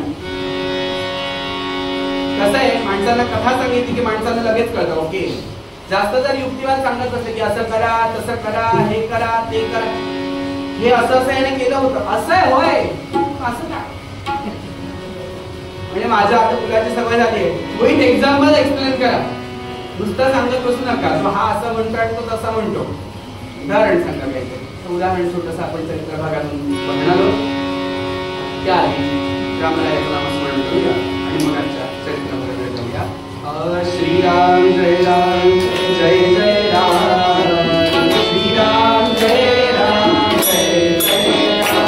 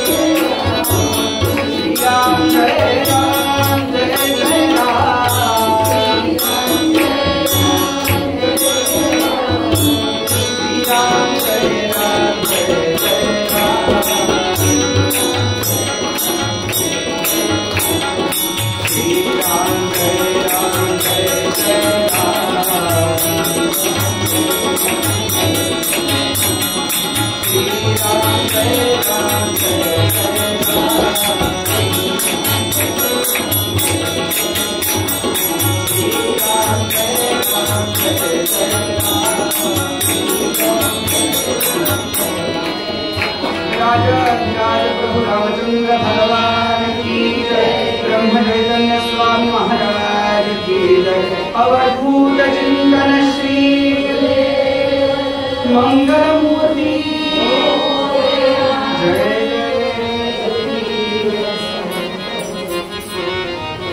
प्रसंग असा केला. काशीवास महत्वाची, काशीवास महत्वाची ऐकून या सद्विचार मनी सुचला. काय झालं बरं, समर्थांचा कापड असताना कापडमध्ये नित्य नियमाची समारंभाची संध्याकाळची कीर्तना सेवा झाली आणि कीर्तना सेवा झाल्यानंतर आजच्या कीर्तनाचा विषय होता तो म्हणजे वेगवेगळ्या तीर्थक्षेत्रांचा महिमा समर्थांनी सांगितलेला होता. त्या काशीचं महत्व ऐकून शिष्यांना असा प्रश्न पडला की आपण काशीला जाऊया का. म्हणून सगळ्या शिष्यांसह समर्थ काशीला येऊन पोहोचले आणि काशीला येऊन पोहोचल्यानंतर मात्र काय झालं बरं, आता प्रत्येकावरती पाळीपाळीनं कामं असायची. आज जर एक जण जर रामाची पूजा करणार असेल तर दुसरा जण भिक्षा मागायला जाईल, तिसरा जण काय करेल दुपारच्या नैवेद्याची तयारी करेल, चौथा नैवेद्य वाढेल, नैवेद्य वाढून झाल्यानंतर बाकीच्या शिष्यांवरती इतर शिष्य मंडळींना जेवायला वाढण्याची म्हणजे पंगत वाढण्याचं काम असायचं. आणि ही जी कामं आहेत ती अशी आळीपाळीनं फिरायची सगळीकडे, सगळ्यांवरती यायचं काम. म्हणजे एक जण आपला करतोय म्हणतात तेच काम त्याने करत राहायचं असं नव्हतं समर्थांकडे. तर प्रत्येक जण कामं वाटली जायची आणि रोज समर्थ स्वतः कामं वाटून द्यायचे. आज कोणी काय करायचं कोणी काय करायचं. आणि म्हणून 2 दिवसावरती एका विद्यार्थ्याकडे जबाबदारी आली. तो होता म्हणजे मधुकर. हा जो मधुकर होता त्या मधुकरावरती आता काय जबाबदारी आली तर भिक्षा मागण्याची जबाबदारी आली. भिक्षा मागण्याची जबाबदारी आली तर हा भिक्षा मागण्यासाठी निघणार होता. आणि त्या काशीमध्ये एक विद्वान ज्योतिषी राहत होते आणि ते जे ज्योतिषी होते ते इतके विद्वान होते की ते नुसते आवाजावरून पत्रिका मांडायचे म्हणाले. हा, आपल्याकडे ज्योतिष आपल्याला वाटतं की फक्त पंचांग मांडलं की झालं नाही.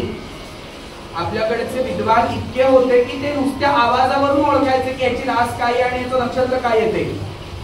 इतके ज्ञानी होते आपल्याकडचे आणि ते खरं असायचं बरं. आणि ते मात्र ज्योतिषी खरंच त्या पात्रतेचे होते आणि त्याही पेक्षा त्यांना वाचा सिद्धी प्राप्त होती. वाचा सिद्धी म्हणजे काय, ते जे बोलतील ते खरं व्हायचं. आणि त्याप्रमाणे मात्र म्हणून त्यांच्याकडे कोण जात नव्हतं, त्यांच्या जवळपास कोण फिरकत नव्हतं जास्त. आणि चुकून काहीतरी शापोपाणी वगैरे बाहेर पडली तर करायचं काय. हो, हा माणूस बोलतो ते खरं होतं. तसं दुर्वास ऋषींचं होतं, ते बोलतील ते खरं व्हायचं. म्हणजे थोडक्यात सांगायचं, हा काशीतला दुर्वास म्हटला तरी चालेल. दूरवास, जवळ नको. आणि त्याप्रमाणे मात्र ठरलं. हा भिक्षेसाठी निघाला आणि समर्थ भिक्षेची परंपरा अशी की दारावरती जावं, मनाच्या श्लोकांमध्ये काही निवडक श्लोक आहेत, ते निवडक श्लोक तिथे जाऊन म्हणायचे आणि भिक्षा मागायची. हा भिक्षा मागण्यासाठी निघाला. वाटेत सगळीकडे मना सज्जना भक्ती बंधेची जावे, तरी श्री हरी पारिलेलो स्वभावे, जनी निंद्यते सर्व सोडून यावे, जनी वंद्यते सर्व भावे करावे.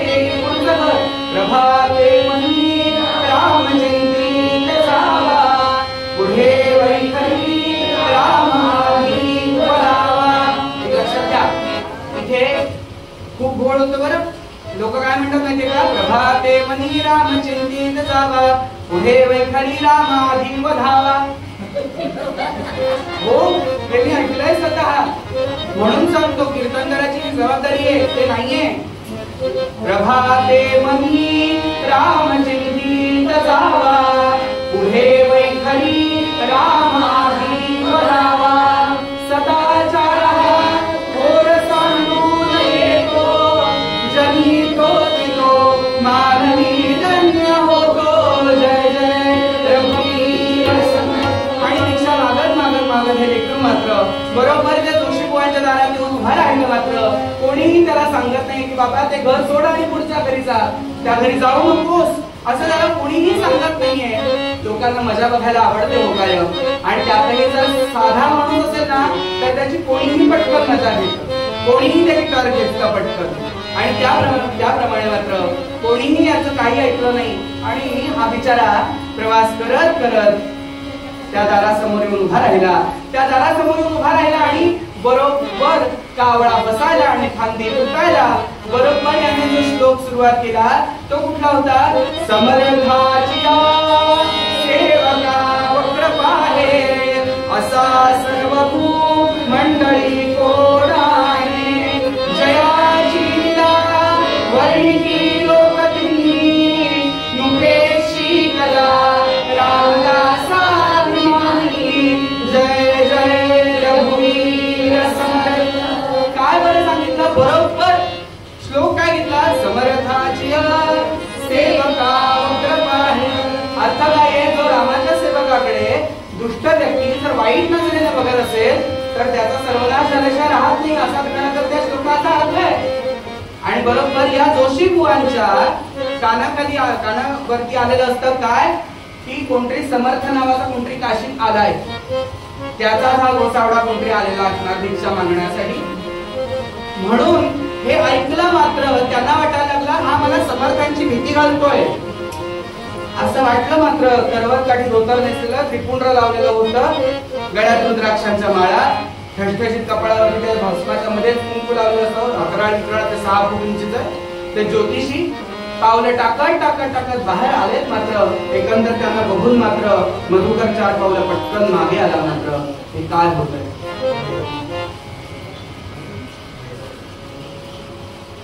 हे काय होतंय काही कळत नाहीये.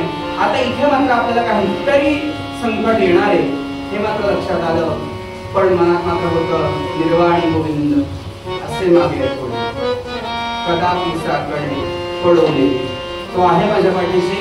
म्हणून शांत राहिला मधुकर. मात्र हा मनुष्य पावलं टाकत टाकत टाकत जसा जवळ आला मात्र आणि एकदम मोठ्या आवाजात मधुकरावरती ओरडले, कोण रे तू म्हणाले, कुठला दोष होता म्हणाले, आणि कोणाची भीती घालतोस तू मला, कोण आहे हा समर्थ? बघ लक्षात ठेव, मी ज्योतिषामध्ये पारंगत आहे आणि तू जर मला कोणाची भीती घालत असशील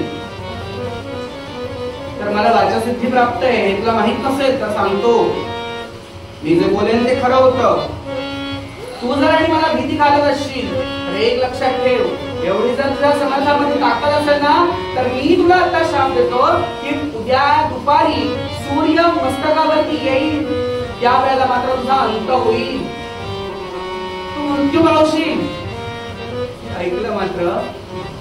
आतापर्यंत धीर एकवटलेला होता, आतापर्यंत माहिती होतं की निर्वाण आणि गोविंद असे मागे पुढे. आता मात्र कुठेतरी विश्वास थोडा डगमगला, डोळ्यात पाणी यायला लागलं. भिक्षा मागितलेली होती, आतापर्यंत त्याचं वजन झालं नव्हतं पण आता मात्र त्याचं वजन व्हायला लागलं. हे ऐकले शब्द मात्र तसाच मधुकर धावत धावत धावत मागे आला आणि समर्थांच्या पायाला एवढी घट्ट मिठी मारतीये आणि समर्थांना सांगितलं, महाराज आज काहीतरी विपरीतच झालं हो. काय झालं बघा, कोणाशी भांडण झालं का, कोणी मारलं का तुला? हो ह्याही सगळ्याच्या पलीकडे गेलो हो मी. नाही म्हणाले, या गावात म्हणे ज्योतिषी बुवा आहे, त्यांनी मला शाप दिला आहे, त्यांना वाचा सिद्धी प्राप्त आहे. त्यांनी सांगितलं की उद्या मरण पावशील. का बरं गाज म्हणाले असं? नाही, मी जाऊन तिथे श्लोक म्हटला, समर्थाची या सेवका करत आहे आणि त्यांना समर्थ म्हणजे तुम्ही वाटला आणि कुठेतरी त्यांचा अहंकार दुखावला गेला म्हणून ते म्हणाले की उद्या दुपारी मरण पावशील. आता समर्थांना मधुकराच्या मनात भीती घालवायची होती. समर्थ म्हणाले, उद्या मरायचंय ना मधुकरा, तू आत्तापासून कशाला रडतोयस? भिक्षा मागून आणली असता, अर्धी भिक्षा पडली हो खाली, मी धावत धावत आलो ते सोडून ती भिक्षा अर्धी खाली पडली सगळी येताना. बरं म्हणाले, आता जेवढी आहे ना त्याची छान खिचडी कर बरं माझ्या रामासाठी आणि आज रामाला तू नैवेद्य दाखव बरं. उद्या मरणारेस ना, आज तू नैवेद्य दाखव. आता एक लक्षात ठेव, उद्यापर्यंतचा एकही क्षण फुकट नाही घालवायचा. सदा राम नामे वदो नित्य वाचा.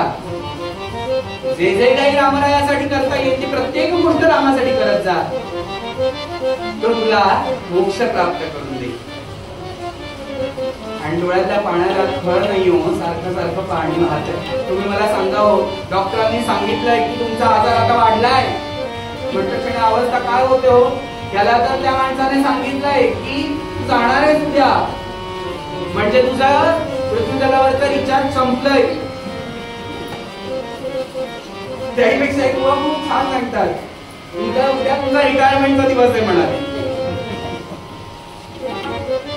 आणि हे काय समर्थाने सांगितलं नाही बरं, हे फारच नाही तर त्याचं सगळं शांत होऊन जातं म्हणून. आणि त्याप्रमाणे मात्र त्याने नैवेद्य कसा बसा तयार केला, रामराया समोर ठेवला आणि रामरायाला जेवू घातलं. आता मात्र वेळ दौडायचा नव्हता.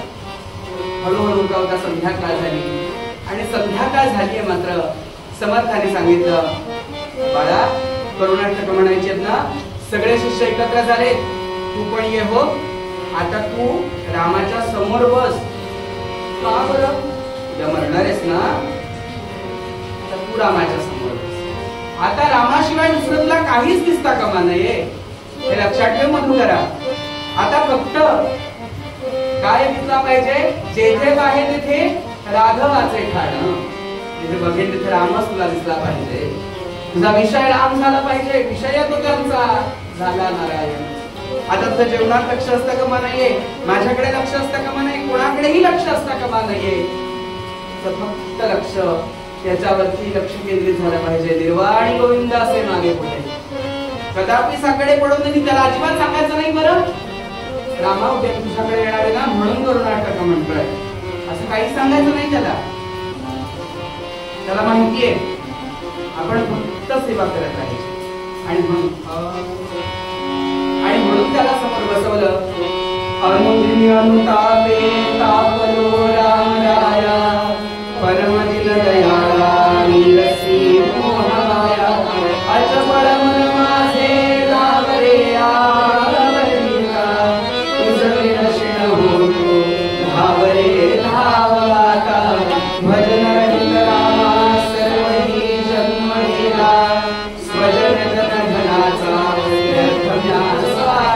केला रघुपती म्हणली माझी आरती श्री करावी सकळ त्यांनी भावे दास तुझी धरा विचार भक्तियुक्त अंतःकरणात मात्र आम्हाला प्रवळून सांगतात ते रामा येतोय रे तुझ्याकडेच येतोय मी काही क्षण असं तो सांगतोय मात्र आणि असं वेळ जाते हळूहळू मात्र रात्रीची वेळ झाली शेजारती करायची होती रामाची समर्थ म्हणाले तू घे हातात आरतीचं ताट आणि आज रामाला तू झोपवायचं कसं झोपवायचं एखादी आई जशी आपल्याला मुलाला झोपवेल ना एखादं मूल रडतंय त्या मुलाला शांत करण्यासाठी जशी आई त्याला अंगाईगीत म्हणून झोपवेल ना तसं रामाला चालेल त्याने गुरूंची एकही आज्ञा सोडलेली नाहीये चालेल हरकत नाही आणि त्याप्रमाणे आता तो रामाला शेजारी म्हणायला लागला रात्रभर मधुकराला झोप नाहीये मधुकराला फक्त समोर तो काळा कभिन्न असा यम समोर दिसायला लागला मात्र डोळ्याला डोळा नाहीये आणि काय करायचं पहाटे उठला काकड आरती परमात्मया रघुपती राजा राम रघुपती जीवी जीवा प्रकाशनी जीवी जीवा प्रकाशनी कैसी लीलात्मज्योती समून काकडा द्वैत भिते तिन्नीलाद्वैत भिते तिन्नीला आणि अशा प्रकारे मात्र रामरायाची काकड आरती सुरू झाली काकड आरती सुरू झालीये मधुकर आलाय काकड आरतीला पण रामरायाला मनापासून सांगतोय रामा आता ही शेवटची काकड आहे माझ्याकडून तुला आता पुढच्या जन्मात जर मला समर्थांची भेट झाली माझी तर कदाचित तुला काकडा वळू शकतो रामा ती माझी सेवा मात्र मानून घेते रामा आणि असं होता होता मात्र भिक्षेची वेळ जवळ आली भिक्षेची वेळ जवळ आली मात्र समर्थ म्हणाले मधुकरा जातोयस ना रे भिक्षेला समर्था पायात नाही उबळ माझ्या जायचं पायात नाही उबळ माझ्या पायात नाही उबळ माझ्या तिथपर्यंत जायचं बरं म्हणाले हरकत नाही लास्ट डे आहे नको करू बस आणि म्हणून त्याला बसवलं दुसऱ्या भिक्षकाला सांगितलं आई त्या माणसाच्या दारावर जाऊ नकोस बाकीच्याकडे भिक्षा मागून ये माझा मधुकरा जाणार आहे त्याच्या दारावरती भिक्षा मागण्यासाठी समर्था आधी या जन्मातला शाप भोगतोय आता तर तो दुसऱ्या जन्मातला पण शाप देईल म्हणजे जन्माला यायच्या आधीच माझा राम राम म्हणजे काय खरं नाही मी काय बाबा जायचो मधुकरा मी सांगतोय ना ट्रस्ट मी माझ्यावरती विश्वास ठेव आणि त्याप्रमाणे मात्र मधुकराला काही सुंदर नाहीये जस जशी वेळ येते कारण त्याने सांगितलं ना सूर्य मस्तकावरती आल्यानंतर मी जाणार आहे आणि तो बघतोय इकडे तिकडे सारखा मठाच्या बाहेर येऊन बघतोय सूर्य कुठपर्यंत आला भीती हो मरणाची भीती आहे साधी नाहीये गोष्ट साधा आपला एक माणूस व्हेंटिलेटर वरती असताना आपली काय अवस्था होती विचार करा स्वतः जर मरणाची यातना जर भोगत असेल तर त्याची काय अवस्था होत असेल बघा आणि लेकरू केवढंच आहे छोटं आहे 10-12 वर्षाचा लेकरू आहे ते आणि त्याला सांगितलंय मरणार आहेस म्हणून समर्थ सांगतायत बाळा तू श्लोक कुठला म्हटलाय समर्थाची सेवका उतरव आहे पहिल्याच वाक्यात तुला विश्वास दिला नाही रे रामाने मग का घाबरतोस तो आहे ना नको घाबरतोस तो आहे पण तरीही शेवटी मरण होते आणि असं होता बरोबर 11:30ला सुमाराला 11:30च्या समर्थ म्हणाले मधुकरा मला ना झोप येते मी झोपतो थोडा वेळ समर्था अहो जातोय मी जाईन ना 10-15 मिनिटात जाईन 10 पण नाही आधी अलीकडेच 5 मिनिटात जाईन मी म्हणाले आणि तुम्ही असं जर झोपलात तर मला शेवटचा निरोप कोण देणार तुझा काय तो निरोप घ्यायचा तो आत्ताच घेऊन टाक मला बाबा झोप येते काल रात्रभर झोपलो नाहीये तुझ्यामुळे तो सारखा यम मलाही आठवायला लागला म्हणाले मला झोपायचंय तुझं बघ काय देते म्हणून त्याने चरणांवरती मस्तक ठेवलंय आणि समर्थाने एकच विनंती केली समर्था या जन्मात भेटला, पुढच्याही जन्मात माझ्यावरती कृपा करण्यासाठी याल ना तुम्ही. कुठल्याही तऱ्हेने कृपात या, ये न केलं प्रकारेण कुठल्याही या, पण मला तुमच्यापासून दूर नको नका. श्रोते मी तुम्हाला सांगू का, प्रत्येक जन्मामध्ये आपली शाळा, व्यावहारिक शाळा वेगळी असते, पण अध्यात्मातला गुरु आपला ठरलेला असतो. बरं, जन्म बदलला की गुरु नाही बदलत.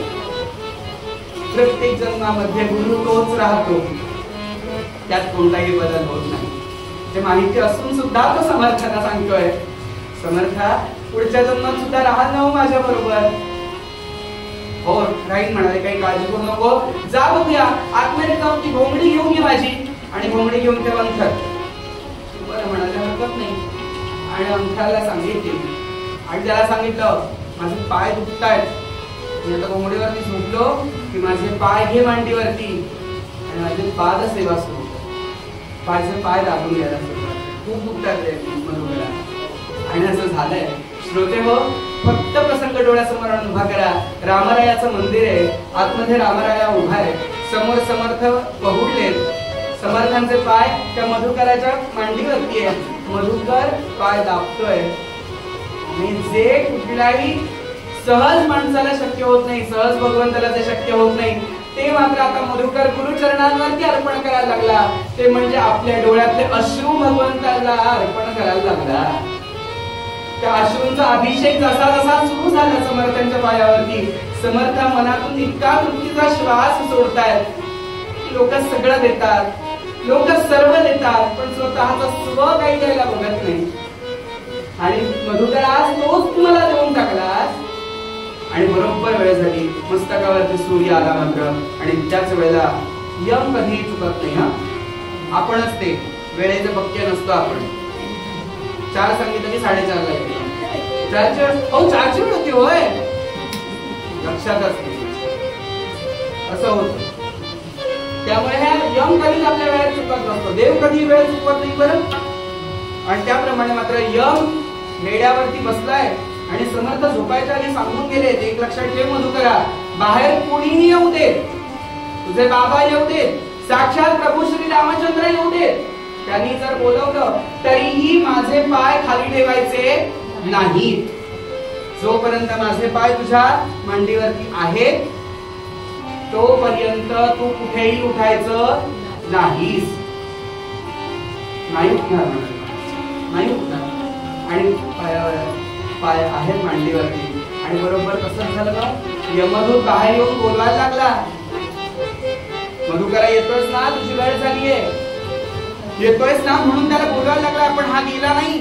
आणि आता बरोबर त्यांनी रूप बदललं आणि याच्या वडिलांचं रूप धारण केलं मधुकराच्या, आणि बोलवायला लागला, अरे तुझा बाप आलाय तरी ये बाहेर. नाही येणार.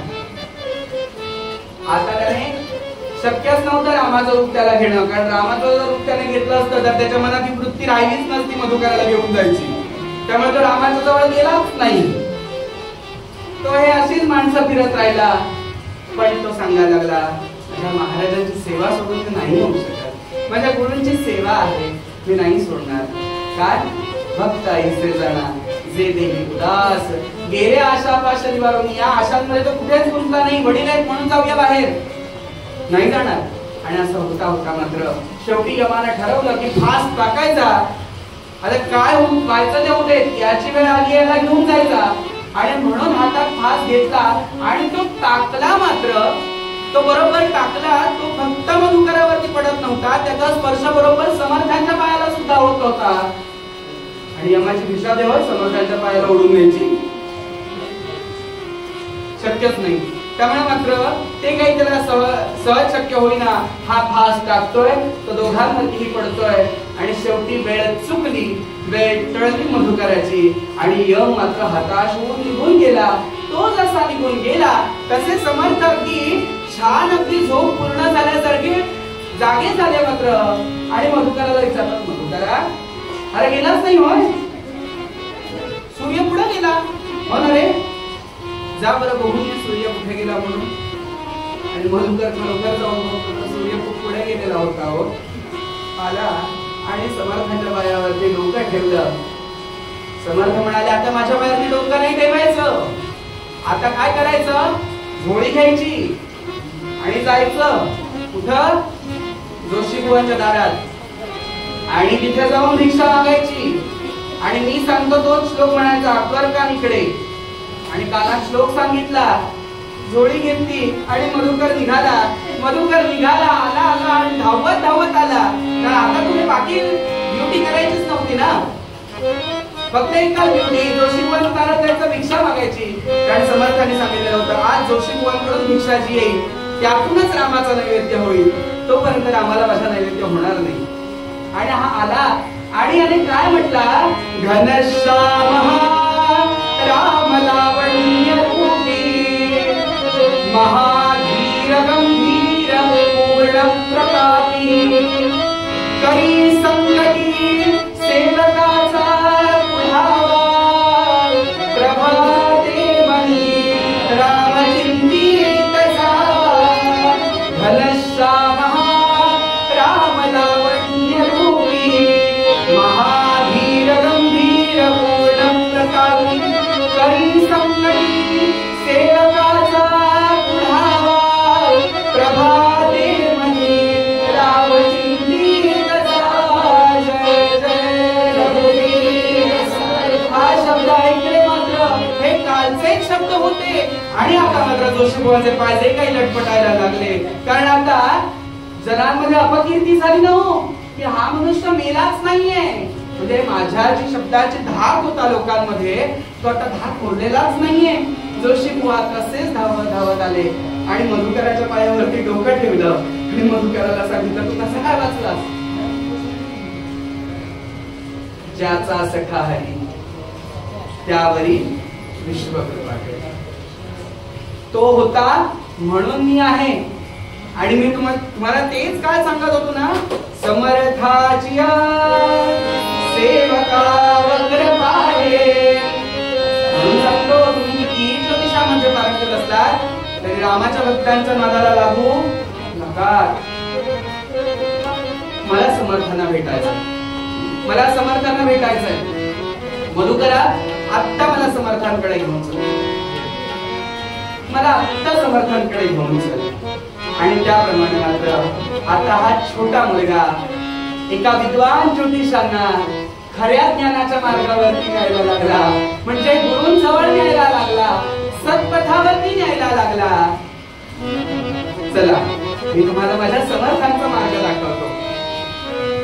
जोशीबुवा, माझ्या समर्थाला तुम्ही भेटलात ना की मला कुठल्याच प्रकारची चिंता राहणार नाही. का? माझे समर्थ आहेत ते कसे? वत्सालावी असे माझे समर्थ. चला, मी तुम्हाला मार्ग दाखवतो माझ्या समर्थांचा. आणि म्हणून आता तो छोटासा मधुकर हाताला धरलाय जोशीबुवांचा आणि चालत चालत अख्खं गाव बघतंय की ज्या ज्योतिषांच्या जवळपासला जायला भीती वाटत होती, असा हा 6-7 वर्षाचा 8-10 वर्षाचा लेकरू त्याचा हात धरून घेऊन जातोय. आणि जसं मात्र राम मंदिरातलं समर्थांचं ते संपूर्ण रूप बघितलं, धावत धावत आले आणि लोटांगण घातलं पायावरती समर्थांच्या. आणि समर्थांना सांगितलं, यापुढे माझ्याकडून अशी कुठलीच चूक होणार नाही. त्यावेळेला समर्थांनी दोन उपदेश केले ते सांगतो आणि थांबतो. समर्थांनी सांगितलंय, जोशीबुवा, तुम्ही ज्योतिषी आहात मान्य आहे, पण तुम्हाला माहितीये का, ज्योतिषात 2 नियम सांगितले की कधीही जरी तुम्ही कितीही ज्ञानी असलात तरी समोरची व्यक्ती एखादा जर प्रश्न करायला तुमच्याकडे जर आलेली असेल तर त्याला जन्म आणि मृत्यू याविषयी काहीही तुम्ही सांगायचं नाही. तुम्हाला कितीही माहित असलं तरीही.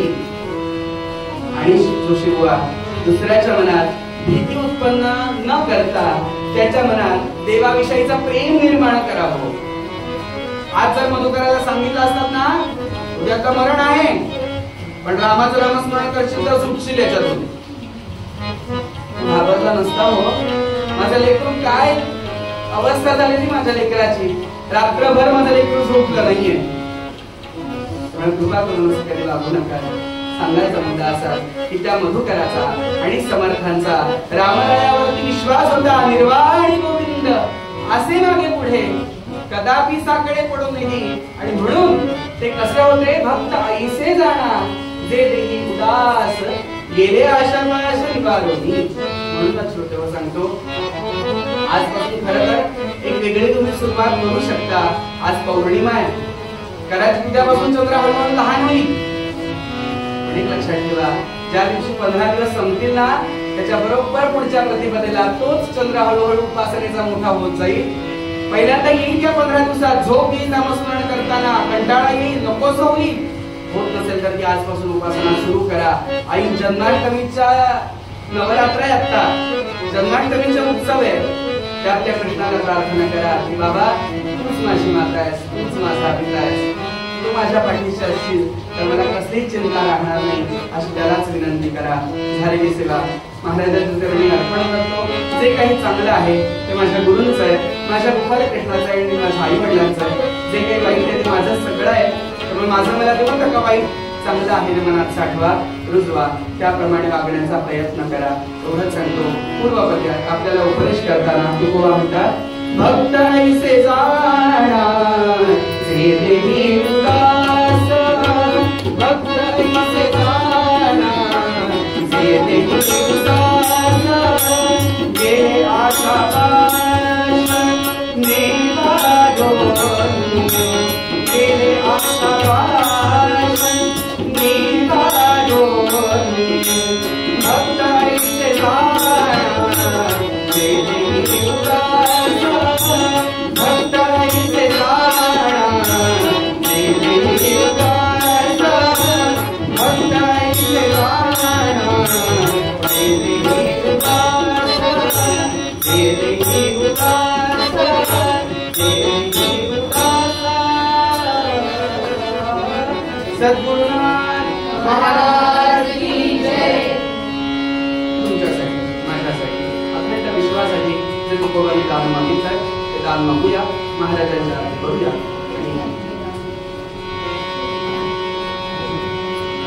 आणि आजच्या कीर्तनाला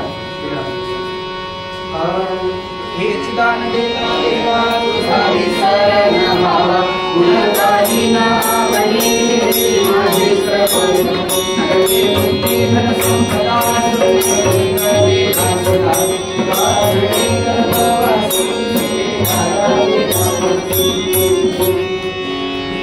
जय जय देवी समर्थ.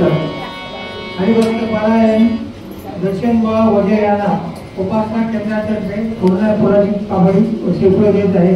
ते त्याचा स्वीकार करावा.